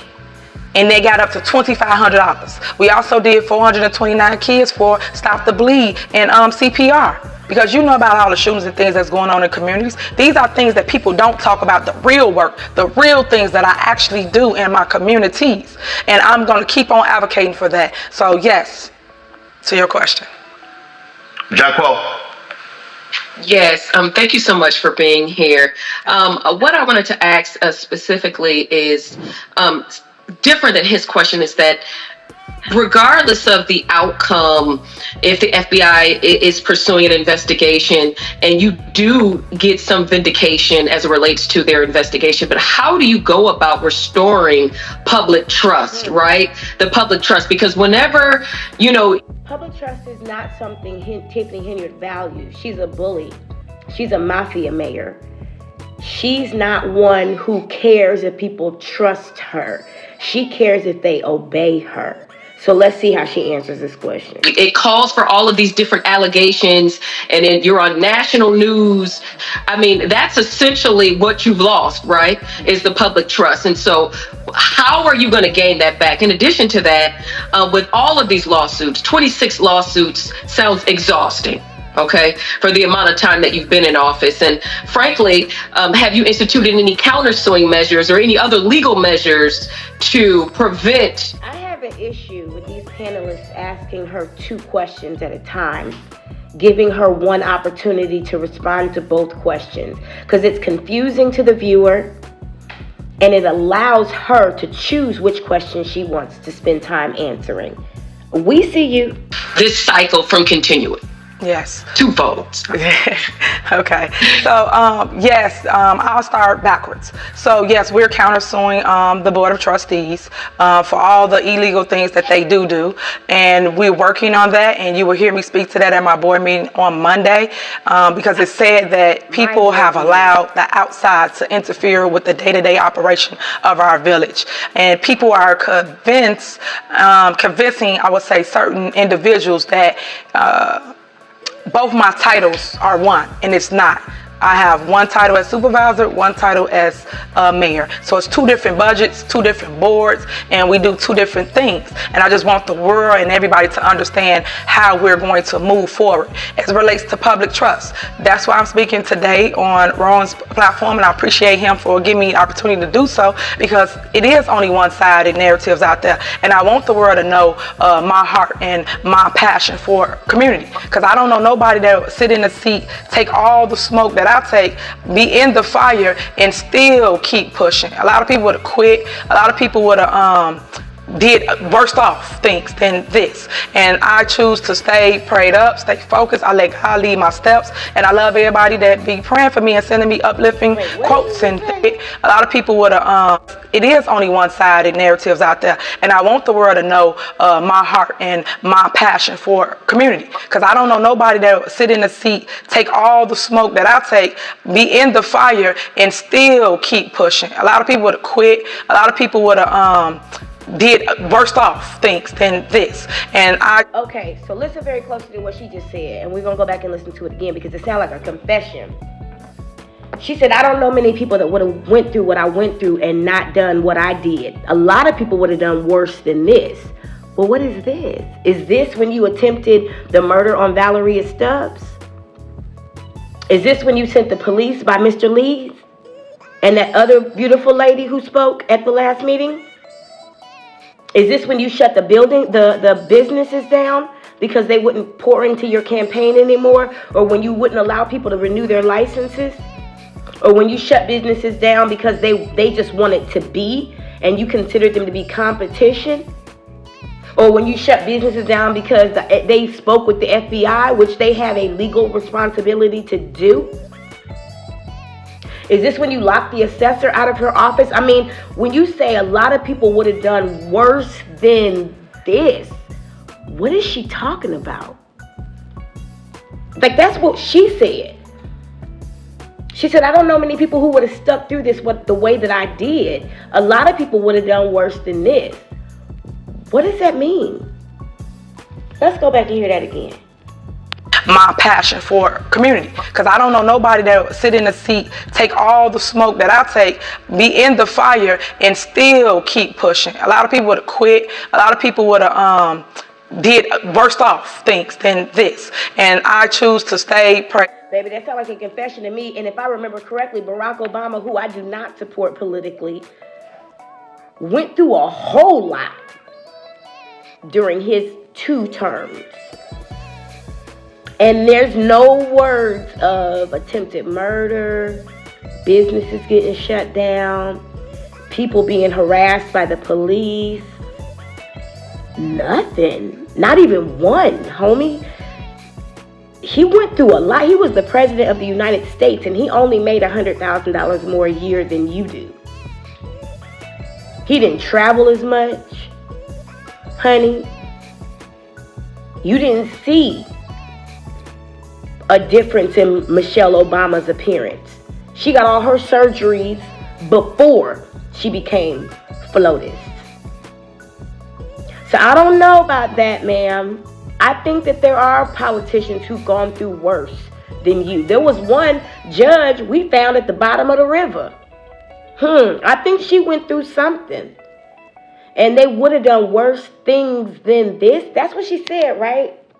My passion for community, because I don't know nobody that would sit in a seat, take all the smoke that I take, be in the fire, and still keep pushing. A lot of people would have quit. A lot of people would have did worse off things than this, and I choose to stay prayed up, stay focused. I let God lead my steps, and I love everybody that be praying for me and sending me uplifting quotes and things like that. So I need that, because I'm still human and I'm still going through the emotions, but I'm telling myself. Well, where are those people at the board meetings during the citizens address? I mean, I know you prop a couple people up to speak for you, but there's not an overwhelming number. I mean, you guys have a 30-minute session for citizens address, and you only allow people 3 minutes to speak. So technically, there's only ever going to be 10 people at most. But there's not an overwhelming majority of support coming from your cities. None of them. You are over 18 different cities, counting the ones in the township, and not a whole lot of people coming out speaking for you. I'm telling my truth, and I'm stating it with facts. I'm not just out here lip boxing, is what I call it. I'm literally showing you the proof. So now it's up to that resident or that person to choose what they believe or what they don't believe. Mustafa. Well, Mayor Henry, thank you for being here. Also, thank you for being a young mayor, because we need more. My question is, you've garnered a lot of wisdom, probably through the trials and tribulations that you have went through to date. Looking back, would there be anything that you would do differently in the beginning of your administration to help to be able to navigate some of the situations, or hopefully even, eliminate some of these challenges that have been put in front of you? Yes, I will watch the people I choose to put on my ticket, because you never know. People will play nice, act like they for you and your vision, run on that vision, and then get in and do the opposite of what we told the people. Our job is to make sure we deliver what we told the people we was going to do. If we said we're going to fix the town, improve the town, increase economic development, increase the police department, uplift areas, uplift morale, we should do that.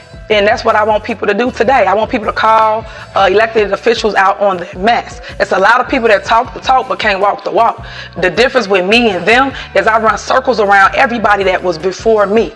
I put in the work day in, day night, day out, and I don't stop. I don't sleep, because I really love what I do. This is not a job to me. This is a passion of mine, and you got to have a heart for people in order to stay in this, because a lot of people, as I stated before, would have been quit. How do you separate the two jobs? So when I was talking about, for instance, when I mentioned the criticism regarding security detail, do you have established hours that this is when I'm doing the City of Dalton work, and when that's... Can I just say about those panelists, none of those questions were based on research. Ops, does your detail then go away? Because if you're doing Thornton's work, so you got two different jobs, and so how do you deal with that to make sure that the taxpayers of Dalton aren't paying for things when you're doing stuff for Thornton Township? But what people don't understand is that your security go wherever you go. So wherever I go, the security goes. So that means to pick up your daughter from school, or go drop off some money at your mama's house? No, that's not how that works, honey. Because that's how the threats come. Sometimes it could be coming out of Village Hall. I'll give you an example.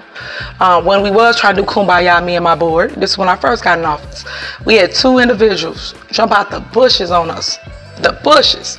When I say myself and I'm going to say Trustee Stan Brown was left to defend ourselves, my entire board ran.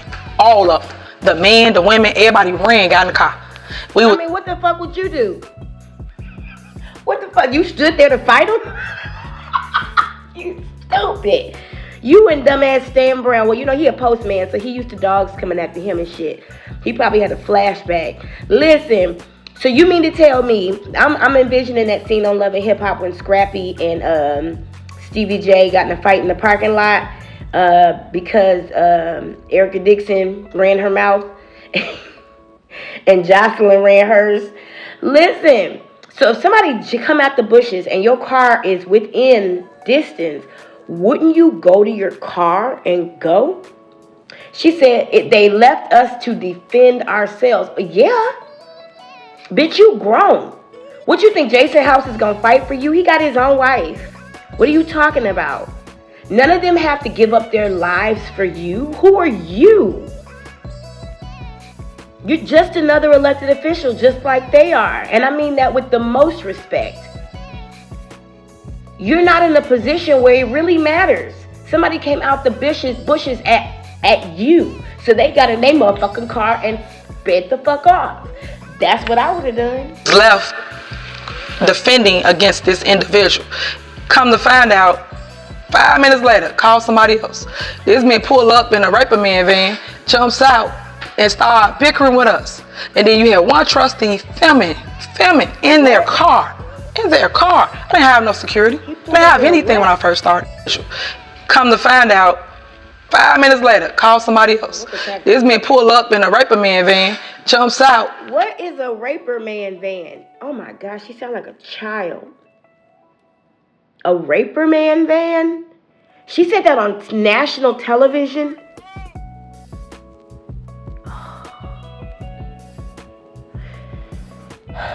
And start bickering with us.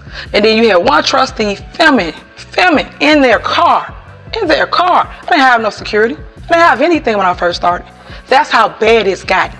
So you're saying that, look, because you are the mayor and these threats continue, then you require that detail at all times. So when your critics, like former police chiefs, say, "Oh, there was massive overtime bills, and they were accompanying her everywhere, multiple people," you say because of those threats.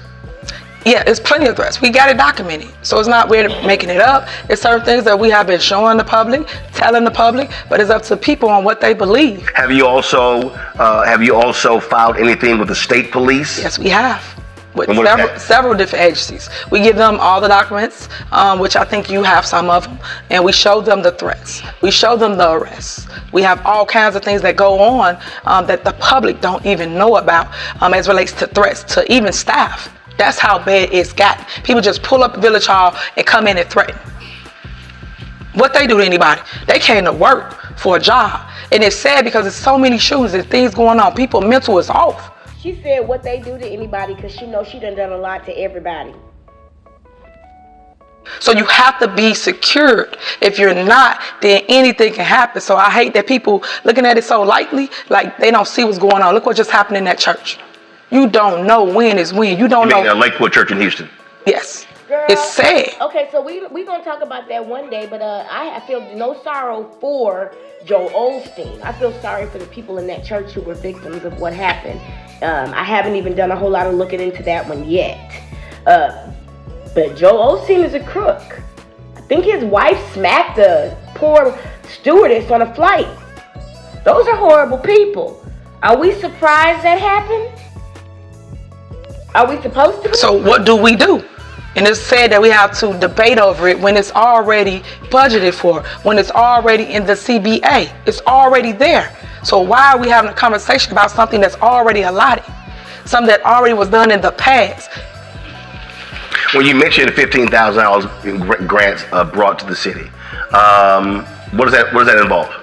So it's 15 million overall, sorry, but it's 9.2 for a township, 6.8 for Dalton. So basically, what I do is again, that's why I have to separate. Yeah. So when you said 15 million, that's not just for Dalton. Correct. That's also for the township. Correct. And that's so, the breakdown. So again, talking about your travel, what have you brought in, and what have we brought in for the city? Okay. Separate from the township. The money? What do you want? Yes. What do you have? 6.8. Just for the village. For the village. For the village of Dalton. Got it. So basically, that's in our budget, which the board tried to take it out at the last board meeting. The attorneys had to tell them, you got to put it. They tried to take it off of the budget because where the fuck is it, honey? Where is the $6.8 million? Of course, they were like, no, I'm not going to put it in the budget yet, because all that does is give you $6.8 million to play with. And the attorney said, put it back. Because when it does come, if you don't have anything in the budget, then you can't allocate for it. Well, so what Trustee House said was, we do have to show that we spent this grant. So it's actually a no line item. It's a net zero revenue stream because we have to spend all $6.8 million on something.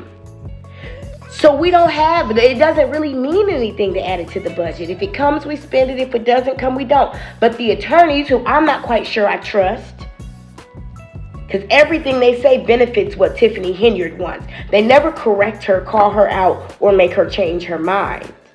Never, not once. See, Bert Olison stepped up at the last meeting and said, I don't recommend y'all change the laps because I think it's going to cause more problems down the line, because he's pragmatic and he is their attorney.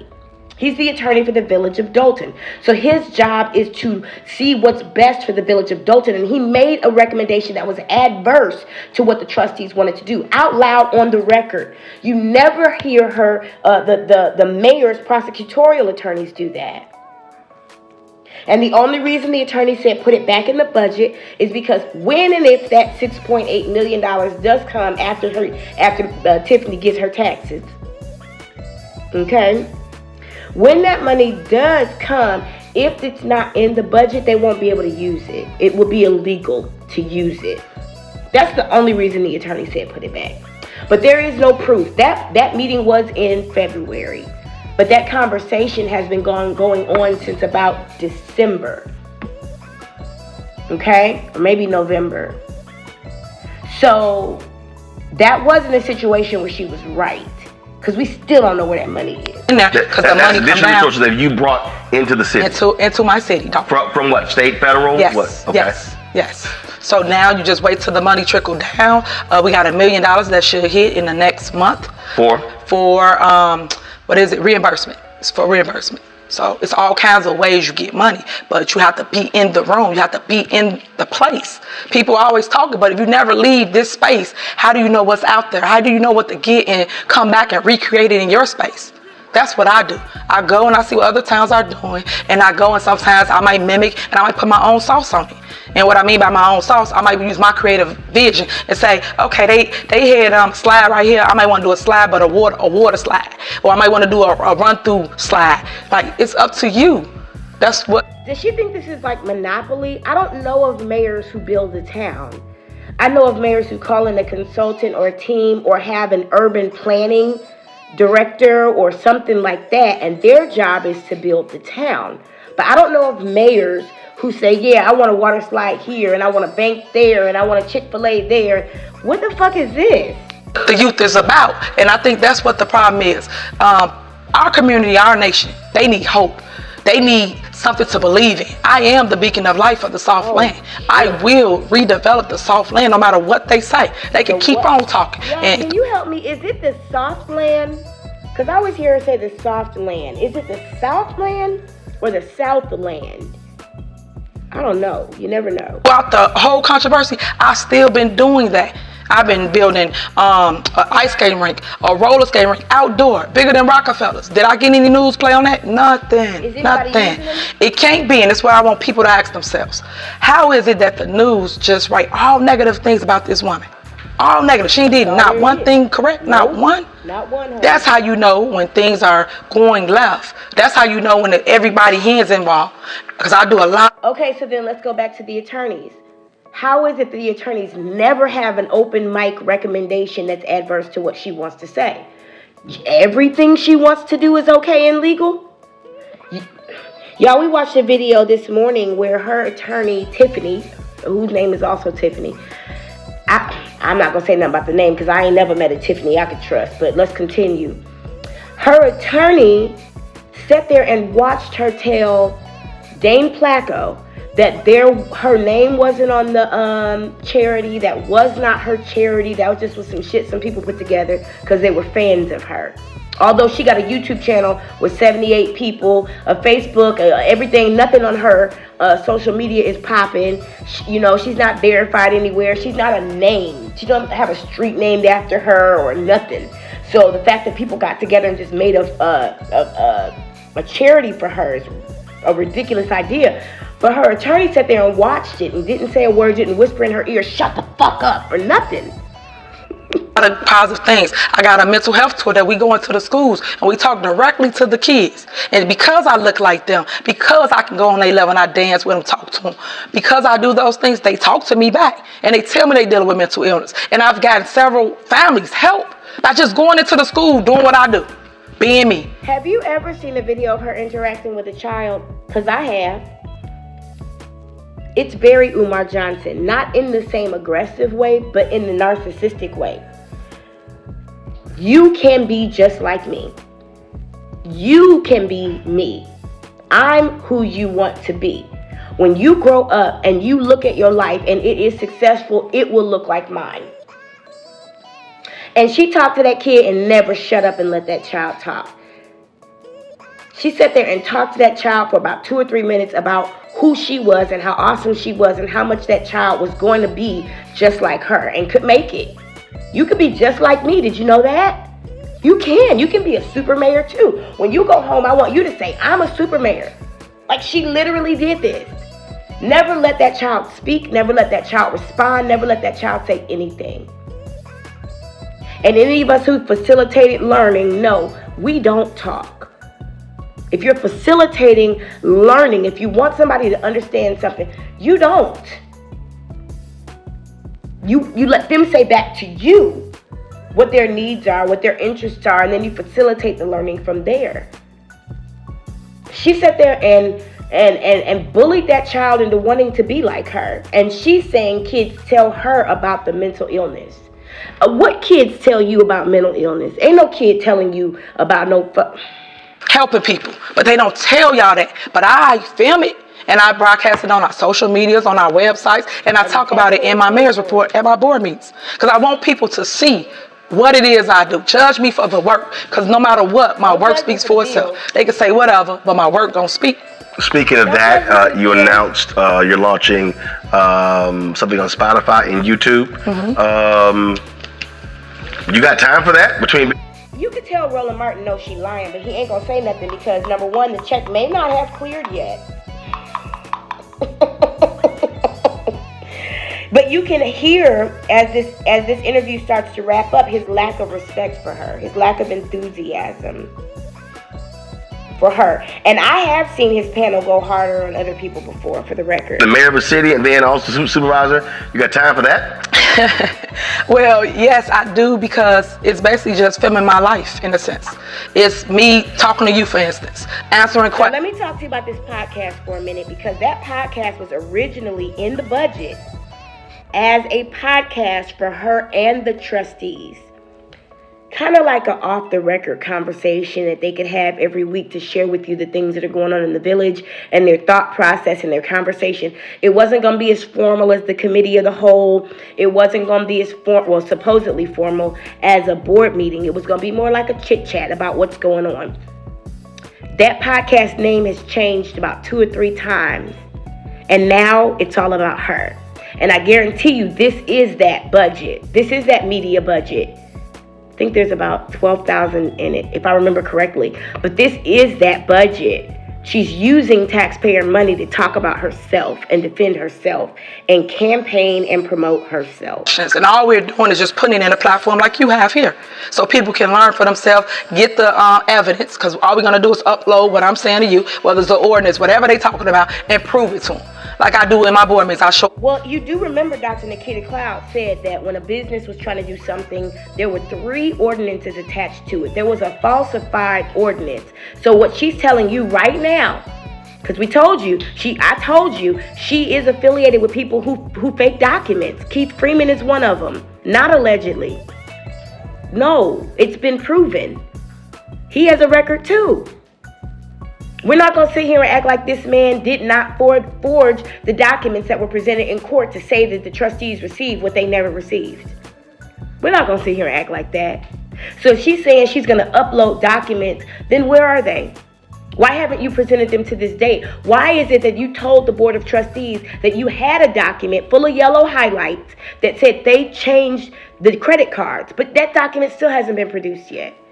We know you. You one of them ATL credit card scammers. A slideshow about this what they said, but here's the truth. Do you believe, and have you thought about it? If you look back at things that you've done, and you mentioned the skit at the board meeting, do you believe that you've made some mistakes? If you've ever been answered this question, if you've ever been asked this question, it's a setup. There's no good way. There's no smart way to answer the question. Do you think you did anything wrong looking back? There really is no good answer to this question. Thanks. Do you believe that, do you think that you are too flashy, too Outspoken. No, I won't say outspoken, because first of all, I ain't got a problem with outspoken. Okay. But I also understand the reality of politics and how people perceive politicians. Yeah. And some believe they might be doing too much. What you're saying is, no, this is who I am, so therefore I'm reaching a whole new audience. Correct. But have you thought about things that you've done since you've been mayor where you say, you know what, I shouldn't have done that? Of course, we're not perfect. Nobody is. We human beings. I tell people that all day long. But what I will say, I want people to just love on people. I can miss me with the mess, and we gonna lay it to rest today. And that's why I'm here to say, hey. I wish she didn't talk like Jesse Jackson, because man, that is annoying. She talks like Willy Wonka. She didn't answer the question though. Let's do better.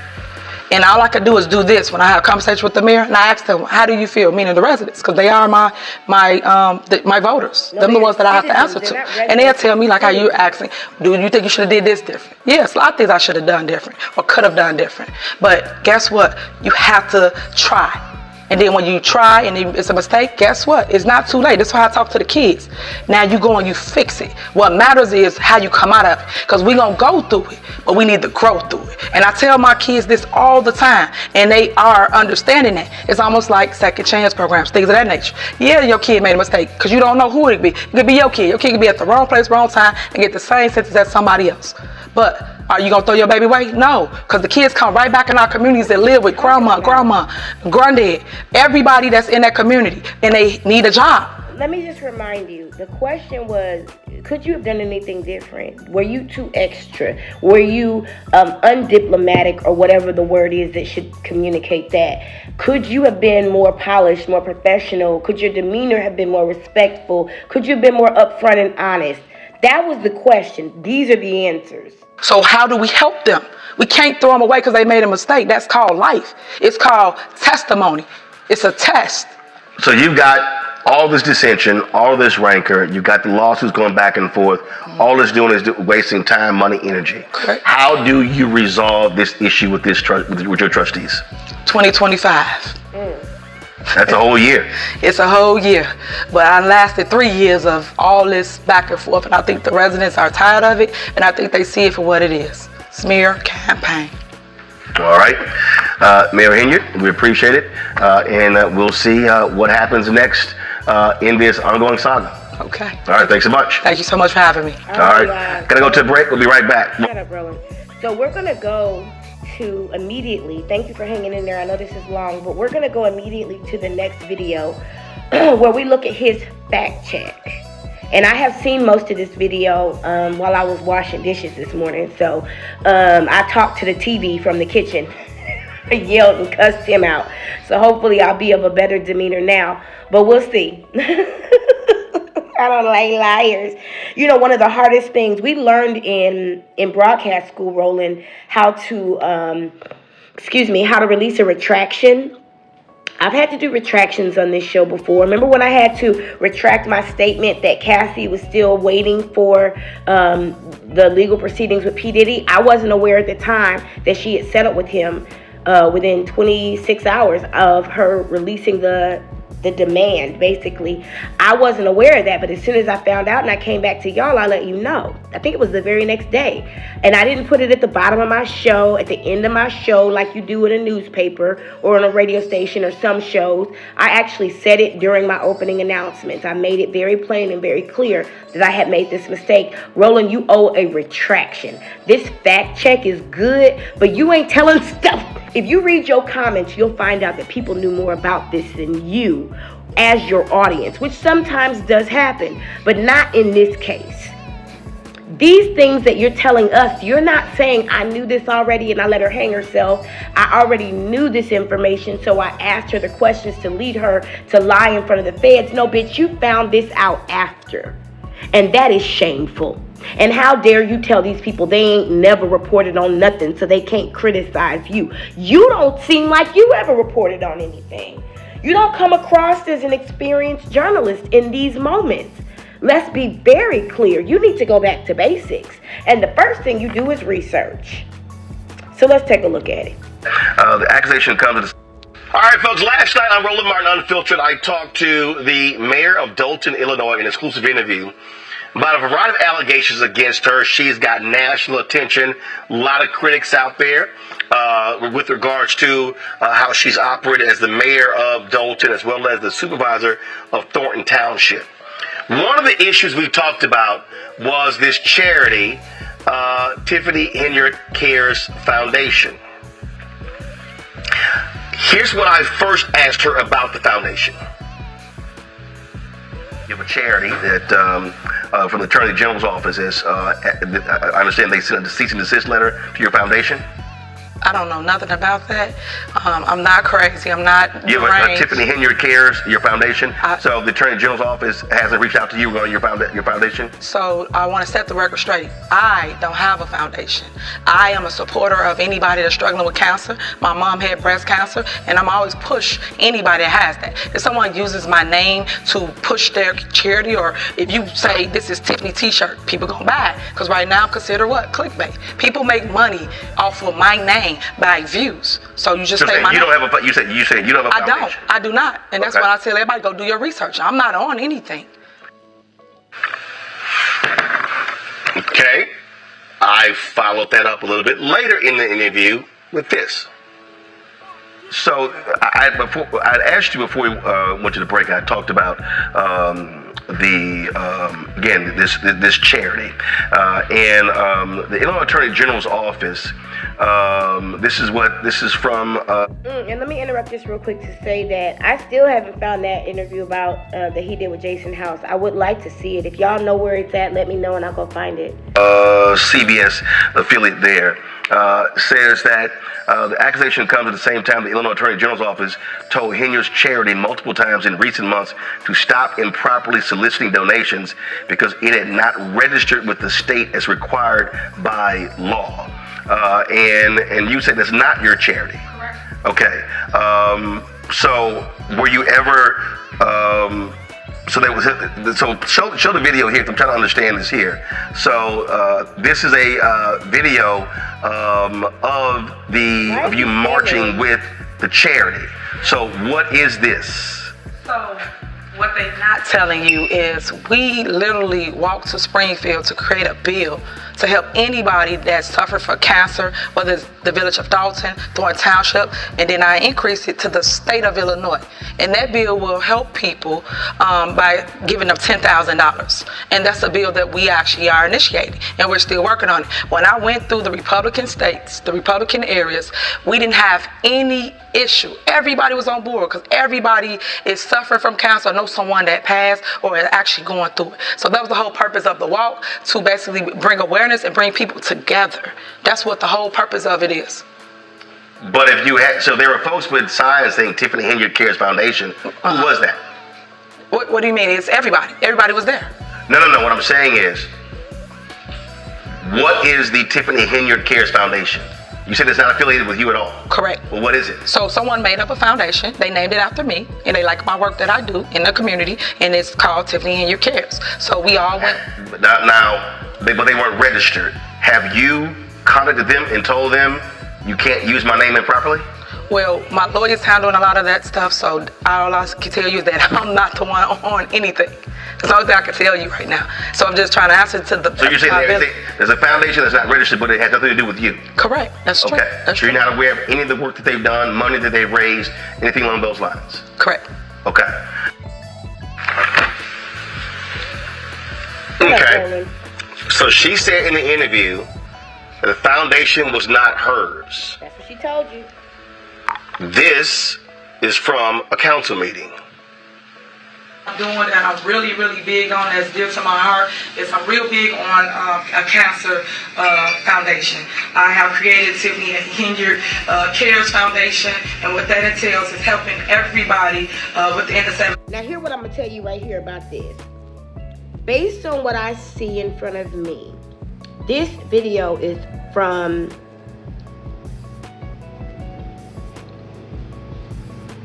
it's since March 2022. So this video is now about 2 years old as of tomorrow.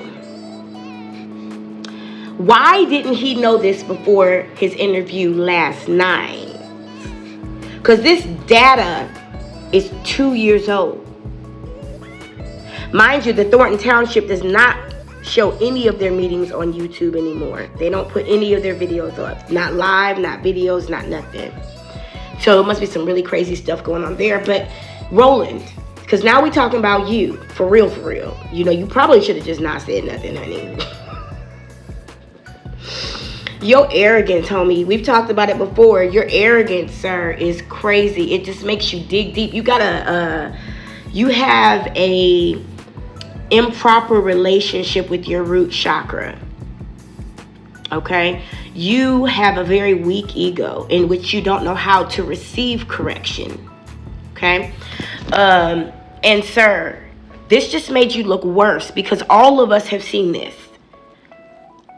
All of us have talked about this. All of us that you say ain't never reported on nothing, the people in your comments, you know, other YouTubers, people who've been working on this, a person with a TikTok account, everybody's seen this. Why are you showing people something they've already seen? Everybody else seen this, but you found this, so now it's important. Shut the fuck up. Municipalities with services such as well services and resources, such as if you need help paying for chemo, radiation, your medicine, your wigs, your prosthetic, your breasts, things of that nature, even helping you with housing. Because I know firsthand how that feels to just not have help when my mom had breast cancer. So I want to make sure that I put that out there to the public and to everybody that it goes to any 17 municipality. You cannot live in Chicago to benefit from this foundation. It's strictly for people that live in the 17 communities. We are doing a cancer walk October 4th, and how this room was filled. I will hope you guys will come out for that cause.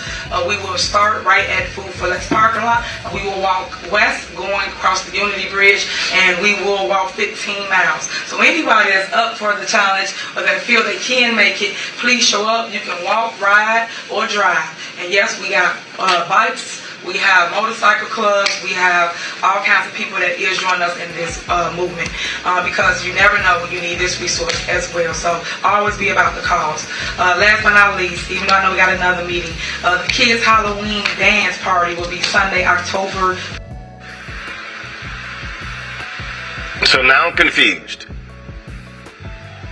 In that video, in a council meeting, and I'm about to play the intro again, Mayor Henyard says, I have created a foundation. Press play. Doing that I'm really, really big on, that's dear to my heart, is I'm real big on a cancer foundation. I have created Tiffany Henyard Cares Foundation, and what that entails is helping. No, y'all, I really don't believe this man was aware of this information. That's what's fucking crazy. So many of us are saying he softballed the interview because she's a Democrat, blah, blah, blah. I don't get into that shit, so I don't even know. What I do know is I don't think he actually knew. I believe this man was completely... You have to understand, regular people. There are people who are so engrossed with their own... Tiffany Henyard has a Facebook page where she follows no one, okay? She follows nobody. So when she opens her, I think it's Instagram. So when she opens that Instagram profile, she sees nothing but herself. Umar Johnson has several social media profiles where he follows no one. You know what Umar Johnson does in his spare time? He sits up and watches videos about himself. He reads articles about himself. I've been in his presence when he's done it. For days. It's all about him. I guarantee you Roland Martin is in the same vein. He probably, my friends that know me know if you sit at my house long enough, we're going to watch a breakdown show because I need to study my own material to make sure I'm doing what I'm supposed to do, coming across the right way, presenting right, flawless in the face, I want to make sure y'all get the best of everything I can give you, so I study my own shit too. But we also watch a movie. Well, I have friends who've made movies that we watch. There are other things we talk about. I wouldn't know about Tiffany Henyard if all I did was watch my own material, because I wouldn't be looking at nobody else's stuff. But I guarantee you, Roland Martin isn't watching Anton Daniels and Pink Book Lessons and De La Creme de La and Hannibal is Hungry and Shawana Burns and all the other people who make content on her. He's not watching Fox 32 or WGN. He doesn't know who Dane Placco is, or that other guy that was crying when he did the story about the shooting. Shout outs to him. There are other people, there are other newsmakers involved in this too. One's name is Rachel something. Forgive me for not remembering her last name. There are others. Roland Martin is self-engrossed. He's been backpedaling his career for the last almost 10 years, trying to swim upstream to get back to where he was in that picture we talked about earlier. This one. Right here, next to his name. He's been trying to get back to that person, that success, that when people would, remember when people would actually book him to come speak in places? That don't happen so much no more. So you don't have a situation where Roland Martin is looking at other stuff. The Whitley Group reached out to him about this. See, because if it was organic journalism, you see, one thing I don't do on this show is just look for people because everybody talking about them. Just talk about people. That's why we stopped talking about Jaguar Wright, because it wasn't in the wheelhouse of what we do here. Her laying up with another musty lesbian is not entertaining to me. I had my own musty lesbian to deal with at home. Okay? So gossip is not my thing unless it's this. And this isn't gossip. This is conversation. But Roland Martin doesn't look outside of himself for anything. He's not in the news. He's not in the know. He's not a part of the viewership. I'm just trying to get a point across, and I hope I'm doing it in a concise way. Listen, that man didn't know who Tiffany Henyard was when she came on his show. I guarantee it. He is not a man of the people. He probably had no idea. He didn't even say her name correctly. He called her Henyard, which is what you would say if you read it and don't hear it.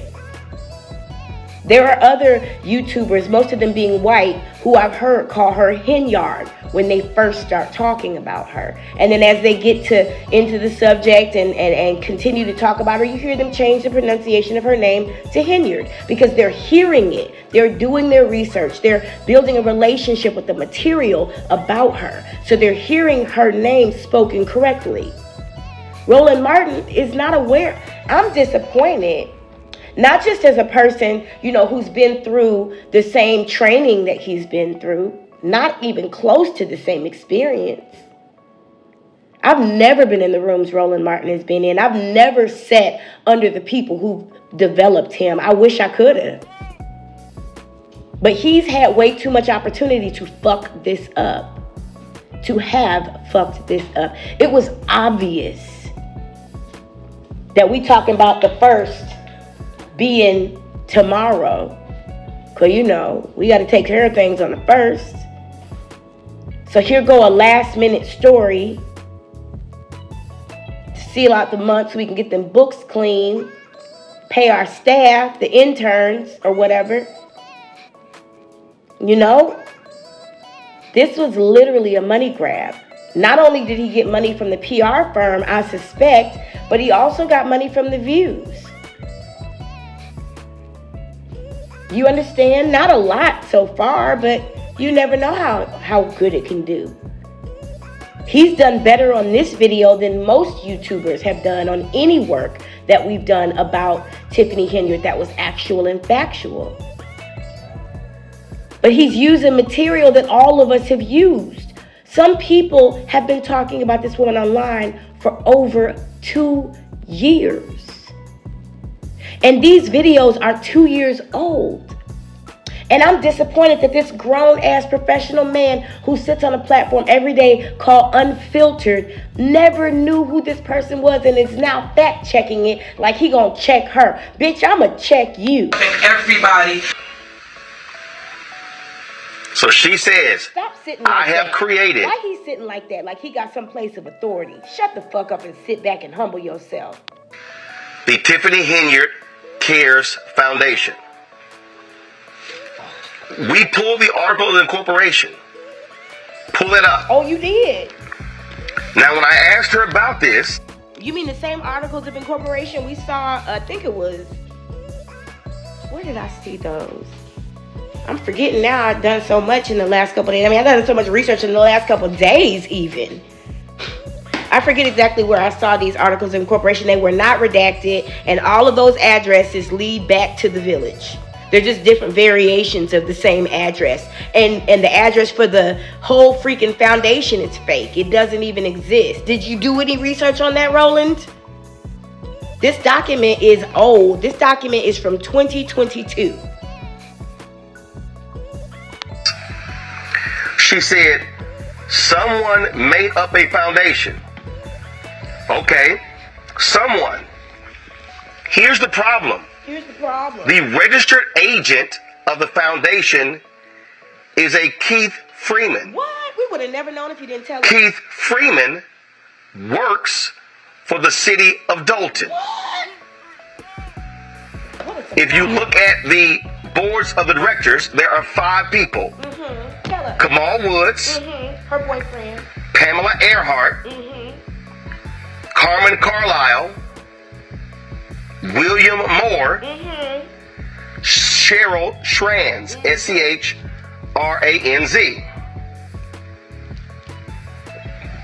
Earlier today, Because we wouldn't know this if you didn't tell us. I sent emails to Carmen Carlisle. Wait, today he sent emails after he stayed up all night watching these comments. After he stayed up all night reading these comments, he sent emails today to Carmen Carlisle, who is not, he said Pamela Earhart or whatever that lady's name was her assistant. Actually, Carmen is a trustee and an assistant for Tiffany. So he kind of got that wrong. He asked her a question specifically, and he'll mention it in a minute. If Pamela is the assistant, no, she's not. I wish he would have got that right. I put a video out about that this morning. Actually, this morning, talking about Carmen Carlisle and her relationship with Tiffany. She's Tiffany's assistant in Dalton. She's a trustee in Thornton, and she's Tiffany's tenant, Roland Martin, just so that you know. And she looked like she probably was a crackhead at one point, if not today. I think today a crackhead is like fentanyl, methamphetamines, or meth. It's not the same thing, is it? I don't know. Crystal meth. I'm not in that lifestyle, so, I get the words wrong. But if I understand correctly, she's probably a drug client of Tiffany. She is a tenant. She is an assistant, and she's a trustee. So there's your complete information on Carmen Carlisle, Roland Martin, who is listed as an assistant to Mayor Henyard for the city of Dalton. Well, thanks for telling us. I sent an email to William Moore, who's listed as head of housing for the city of Dalton. What? We would have known that. Now, who's William Moore? So now We don't know who that is. William, don't pray for me no more. I'm confused. Then I pulled additional information. Cheryl Schranz apparently is a vendor of the city of Dalton, and she has the tow yard contract for the city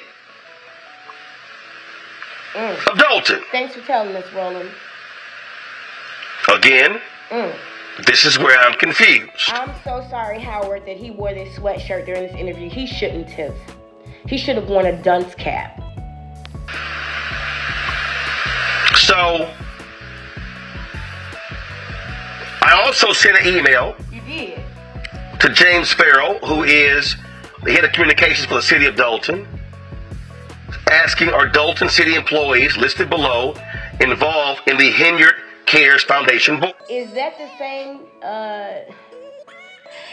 same guy Keith Freeman called in because the current communications director was doing such a great job and he wanted to get him out of there, so he brought in someone over him who was incompetent, made him fuck up all the mics and make everything sound bad on purpose so he could throw that man under the bus and then try to write him up?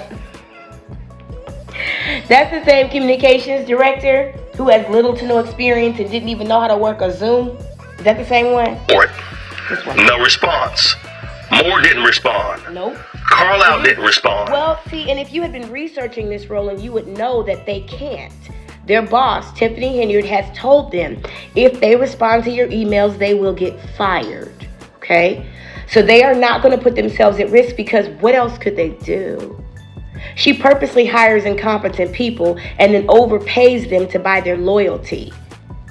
If you had done your research, you'd know that, sir. Keith Freeman didn't respond. I did send an email with these questions to the PR staff for Mayor Henyard. Say their name, bitch. And pull up their response, please. This is a statement attributed. Why is he protecting the PR staff? See, PR needs media. Media doesn't need PR unless we talk about some payola. Why don't you say their name? The Whitley Group. That's who it was, right? To Mayor Henyard. Pull it up. I recognize there are questions surrounding my association with the Tiffany Cares Foundation. Allow me to clarify. While the foundation's purpose deeply resonates with me due to personal experiences witnessing my mother's battle with cancer, I want to emphasize that I have never held a position on its board, nor am I involved in its daily operations. My connection stems from a sincere dedication to serving my community, particularly those confronting similar challenges. It's important to note that while my likeness is being used for the cause, I am not in an authority or operative position within the organization. My commitment remains steadfast to residents of Illinois and my mission to advocate for their health and wellness. Okay, I get that. But here's what I'm trying to understand. I get that. The check hasn't cleared yet, so I get that. The mayor says, I'm not involved in his operation. I have no position. According to the articles of incorporation, she's correct. But the 5 people who are involved, My nigga. 3 of them work for her. My nigga. Possibly 4. One person is alleged to be in a romantic relationship. I'm trying to confirm or deny. One of the 5 is a vendor with the city. So here's a foundation that the state attorney general's office has ordered them to stop accepting funds. But here's part of also the problem. Mayor Henyard participated in a vote that provided money to the foundation. Do we have that video? Oh, now you got a video? Sorry, y'all, making a So that happened. So Oh, you got a video? how do you then say in a meeting, You got some research? I have created a foundation, That's cute. and in the same meeting, Shout outs to everybody who in any way has done any work exposing this woman. If it's information you put in a comment, if it's a video you made, an article you wrote, a radio, something you did, whatever you have done that has exposed this woman for who she is, whether you profited off of it or not, thank you so much from the universe, from the FBI, from the Attorney General, from law enforcement. Thank you so much for what you've done to draw the energy toward justice. You are appreciated. Fuck you, Roland. you are describing what the foundation is going to do. So you give me a statement today saying I'm not involved in any of his actions or his decisions. Roland Martin act like he fucked her and she lied to him about something. Nigga, you thought she was telling the truth? Like all this time people are giving him way too much credit. Oh, he's setting her up. Oh, he know what's popping. He know what's going on. I was giving him credit too. I was trying. I said I was going to give people, I was going to be the person who gave people the benefit of the doubt this year. Because I ain't never been that person. Ever. I didn't even really understand what that meant until later in life. What does that mean? I feel like if I see you and you look like you're lying, bitch. So I tried to give him the benefit of the doubt too. But Roland. But you said this in announcing the foundation, which describes its activities. Turn in your bag. How do you know this? Press play. I'm gonna need you to leave I'm your really, bag really in your big bag. on that's dear to my heart.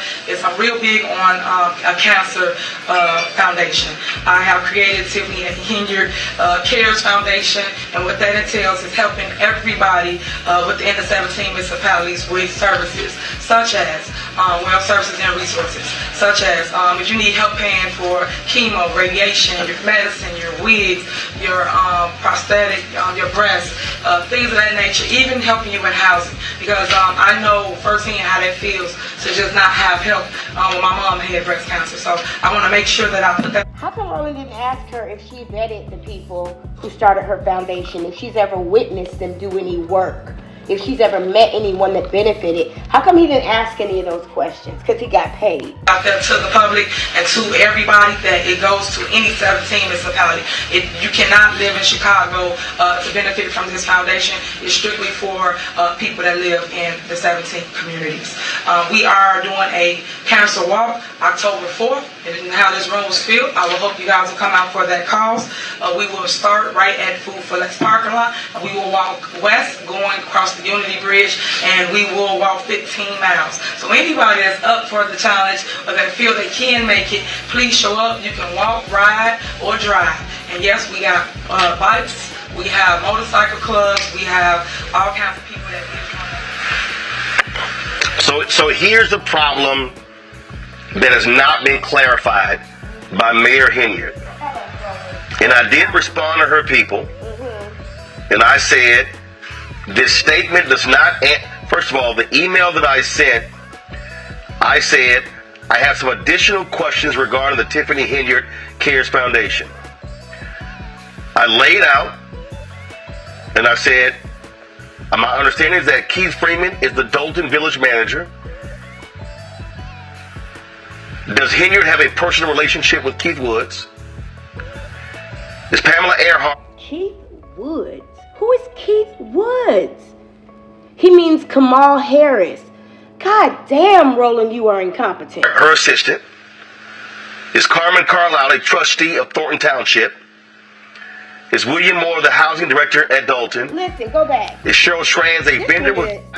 First of all, the email that... It bugs the fuck out of me when people get killed by the police and then they try to put charges on the police for homicide. That policeman is going to win every time because they aren't operating in homicide. They are operating in manslaughter. So yes, you will lose a homicide case. Until police started being prosecuted for manslaughter, they were getting off free. Now, Roland, you know that. I probably learned it from you. I need you to ask the right questions and I need you to ask them correctly. You are asking with the wrong names and the wrong titles. Earhart has not been Dalton assistant for Tiffany Henyard. That is Carlisle. Carlisle is an assistant and she's a trustee. Okay? The person you're referring to is Keith Woods. He's Kamal Harris, her boyfriend and a village employee. Damn, man, you fuck it up every time. The problem that has not been clarified by Mayor Henyard. And I did respond to her people. And I said, this statement does not... First of all, the email that I sent, I said, I have some additional questions regarding the Tiffany Henyard Cares Foundation. I laid out and I said, my understanding is that Keith Freeman is the Dalton Village manager. Does Henyard have a personal relationship with Keith Woods? No, that person doesn't even exist. Is Pamela Earhart her assistant? No, that's Carlisle. Is Carmen Carlisle a trustee of Thornton Township? Yes, she is. That's the only Is one. William Moore the housing director at Dalton? Is Cheryl Schranz a vendor with Dalton and is the official tow yard? He just made that so easy. I said, last night, Mayor Henyard said she wasn't aware of who was behind the foundation. How can that be the case with all of these connections? Please provide me an answer. We will be doing this story tonight at 6 p.m. And they responded. Oh, they did. And I responded. Oh, okay. This statement does not answer the questions I posed. Was Mayor Henyard aware that Dalton and Thornton Township employees created and oversaw this charity? Why did she say she was not aware who was behind this charity when every person has a tie to her? Why would she allow a charity to use her name, image, and likeness, but she have no involvement with it? She has voted for monies to be sent to the charity. The charity has used Dalton City Services. She has promoted the charity on her social media, personal pages, and in meetings. So how is she not aware of the goals, objectives, and business dealings of the charity? That last one hasn't been answered. So, these are the type of questions that raise doubt in the minds of people. Shut up.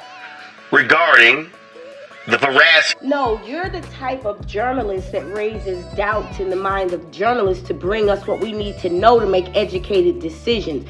You and that other nigga that did that interview with her from Black Enterprise. It's you. You're the problem. Take responsibility. Of Mayor Henyard. He's not gonna do that, though. It also raises some fundamental conflicts of interest. If you are the mayor of Dalton and the village manager is a subordinate of yours, how is he the agent of a nonprofit that bears your name? Shut up, Roland. Captain Obvious. That's one. How do you have a housing director who's an employee of Dalton, which means that they work for you, the mayor, but they are a board member of a charity that bears your name? Third, How come you didn't know this already? how can you have a vendor who does business with the city, a member of the board of a charity that bears your name? How come you didn't know this already?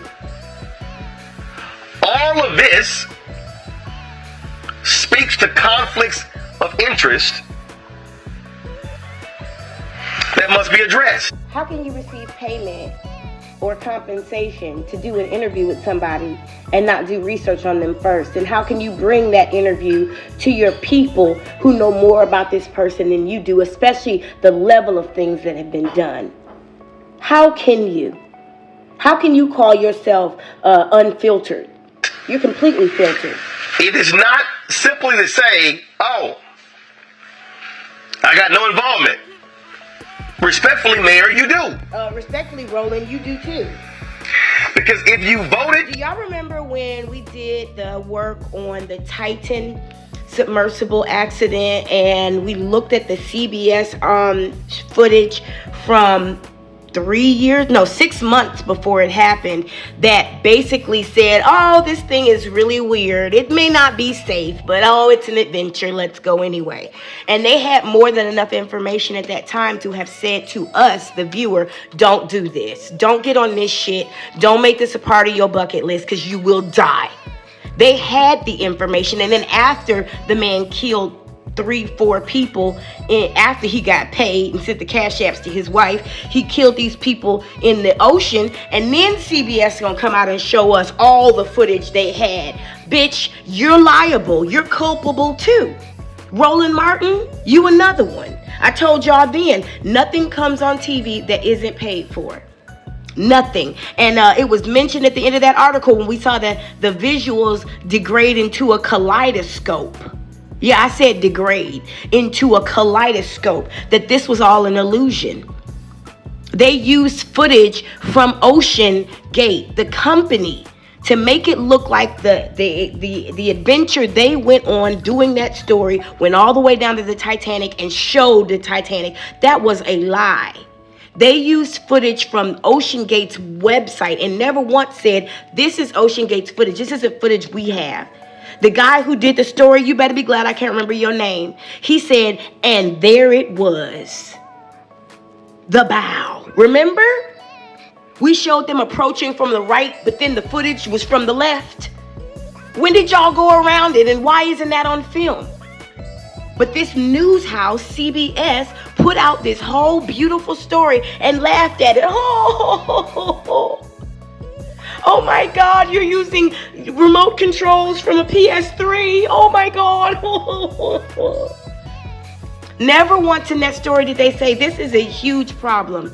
This should not be happening. They never, when they sat down and talked to the scientists, they never asked directly, is this safe? Y'all, yes, this person right here is responsible too. To send funds to the charity, that's involvement. Second, I don't care who you are. I don't know of anybody that will allow a charity to use their name, likeness, and image. So why didn't he say that? That's and then that person promotes. He just said he doesn't know anybody who would do this, which means he's leaning on his empirical knowledge and his experience. You don't have to do research to know that. How come you didn't ask that question and say, well, I know a lot of people. I know a lot of people, and none of them would allow somebody to put their name on a charity without doing the work to vet that charity first. And none of them would have, that charity be so connected to them. It would be some group somewhere. It wouldn't be their town administrator, their boyfriend, their assistant, a vendor of the town, and some other unknown person. He didn't even say that during the interview. Roland Martin. Everywhere, and they have no involvement. This is simply one of the issues that people have raised that deserve to be properly answered. What I need people to understand is that I love all the people out there who ain't never reported on nothing. No, man, you should have did it this way. Well, I'm telling you as a person who has reported on something, plenty of somethings. Yes, he should have done that much differently. He probably shouldn't have done that interview, period, without doing any research beforehand. And if he did his research, he needed to let that research lead the interview. That's why this is not an interview show. Because I'm not about to have somebody come on here thinking they're about to get some beautiful softball questions and then I got to annihilate their ass. So I don't even bring people on up here like that. I don't. This man brought this woman in already pre-approved questions. We know that. That's already been information that's been given to us by her former PR and chief of staff, Dr. Nikita Cloud. We know the questions were pre-approved, but you could have asked a couple extra ones like, where they do that at? Who is going to let somebody start a foundation for them and not vet it first? You didn't need to do research to answer that question. So ain't nobody got to have done a story on nobody. Don't demean people like that. And the reason why I showed you the comments and showed you his members' comments versus the general comments is because none of his members held him accountable.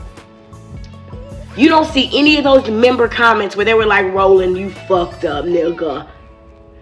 They all put it on her. Thanked him for coming back and fact checking. During the first interview, a lot of them praised her based on what they heard him say. Because they all self-absorbed, disconnected idiots with way too much money. They go and they live up in these hills and they don't ever come down and talk to the regular people. So they don't know what's actually happening unless it benefits them or disadvantages them. So for him to sit here and say some of y'all ain't never done a story on nobody, that ain't got shit to do with it. This is your audience telling you. Listen, dumbass. All that first, forehead. You have to ask a series of questions to get answers. Don't try to teach these people. And now you come back with, okay, there are contradictions. But you didn't do that.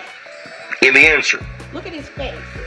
This man is shit. This is how a person talks. Have you ever had a boss who wasn't good at their job and tried to explain their mistake to you as a strategy or a technique or a cheat code? That's this right here.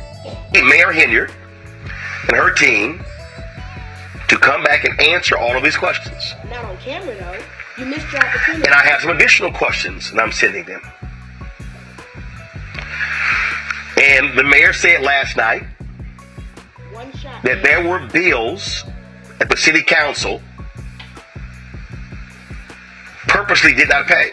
You get one shot, Roland, you know that. I'm sending her team an email.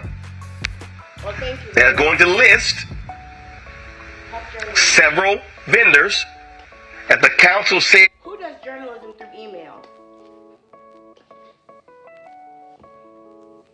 How many journalists do you really hear build a story off of an email? Roland, you are pathetic and despicable. Pay that have yet to get paid. That in itself is a contradiction of what the mayor said last night. How come you didn't know that? That's the real contradiction. In all of this, what is required is the truth. No, your confidence. Mayor Henry said, I'm putting the truth out. All the information is out there. Now, do you notice? I'm being transparent. Do you notice that when he just said her name, he pronounced trusted like everybody else. But when he first introduced her, he introduced her as Henyard, because he didn't know who the fuck she was. But now he stayed up all night after these people done railed him in the comments, because you know he set his ass up in some tight boxers last night with a banana, just looking forward to the praises that were going to shine across his forehead from his iPad. And then he goes and he opens it, the notifications popping up on his phone and shit. He done opened this shit up. And he done seen people come with facts and receipts that don't compare with his journalism.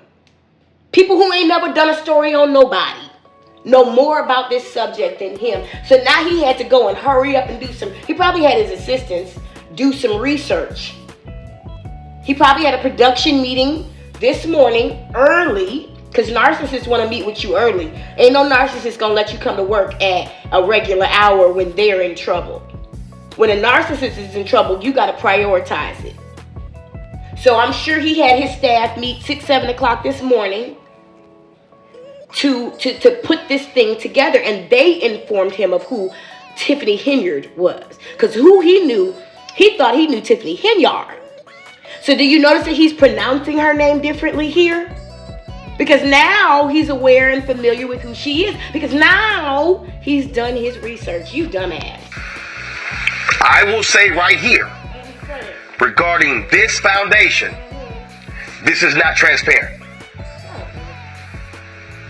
It does not pass the smell test.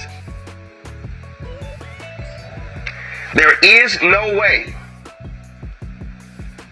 you can have a foundation that bears the name of the mayor of Dalton, Illinois, the supervisor of Thornton Township, where the registered agent is the village manager of Dalton.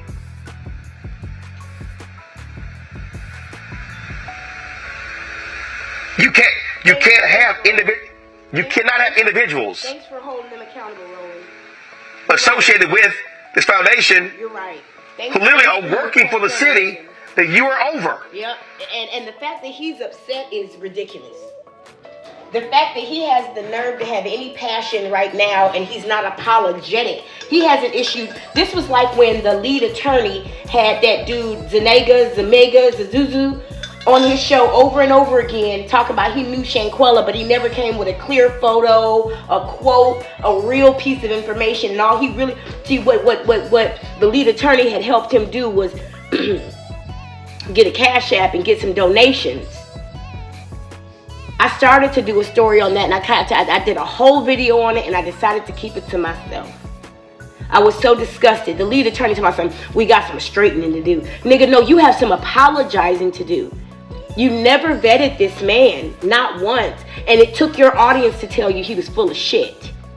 People looking, he got everybody coming to a live to see some videos and footage of Shanquella. Ain't shit. We don't see nothing but legs and toes on the floor. He owed his audience an apology that night. And instead he was like, y'all be nice to him. He's doing the best he can in Mexico. Full of shit. And so, I will give Mayor Henyard and her team additional time to answer these questions. If they don't, then what you gonna do? But I have a lot more questions. What you gonna do if they don't answer? Shut the fuck up. So a number of things that was said last night in the interview, I'm going to need answers to. Shut up, Roland. Sir, if you had done your research, you wouldn't have any questions. So you gon' tough talk on the TV now, after the fact. Nigga, where's your wife to tell you when to be quiet? Because based upon additional research, there are a variety of contradictions. Wait. We gotta do this the right way. I gotta see his. In what we were told last night in the interview, This nigga said, I'm going to need answers to, because based upon additional research, you ain't see that look Because based upon, let me look away from the camera for a second because this is a lie, additional research. No, not additional. You got to say additional, right? Because you hadn't done any research on her. If you had Googled her name, honey, like you got to understand this. A lot of times when you're dealing with a high profile person who like Tiffany Henyard, it's hard to get to the root, especially when they got a PR team. It's hard to get to the information that you're looking for. Sorry. Turn my fan on. It's hard to get to what you're looking for, but you don't have to do much. It was said, just, Google her name and click news. I have to do that for myself every once in a while. Google my name and click news. Make sure some stuff then fell down into the bottoms if I'm looking for a job or something. Not every job wants to know that you are politically associated and active. They would prefer for you to be sitting at home eating ramen noodles and drinking wine. Okay, so sometimes I have to keep my work a secret. Excuse me. But you're talking about Tiffany A. Henyard, who is a hot topic right now. As a matter of fact, I Googled her name and saw some of my own videos. And I'm not one of the leading reporters, so to speak, on this topic. So I know this man didn't do any research. We're not going to use the word additional. Just say research. There are a variety of contradictions Shut up, Roland. in what we were told last night on this show and what we know today. Okay, so let me ask you this. We're going to qualify that statement. He said, based on additional research, there are contradictions to what we were told last night. Okay? So, nothing she said last night contradicted your initial research of her?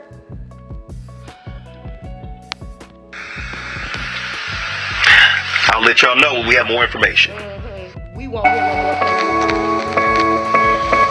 That's the video we were talking about this morning where we talked about her. There's more information in this video, and I actually started working on this yesterday and fell asleep.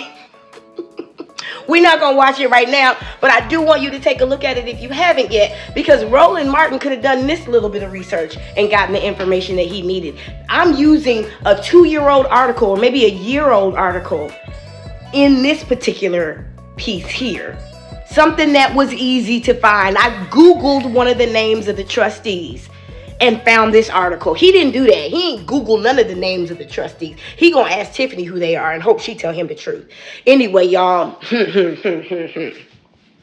That's all I got. Ain't got no more. I holler.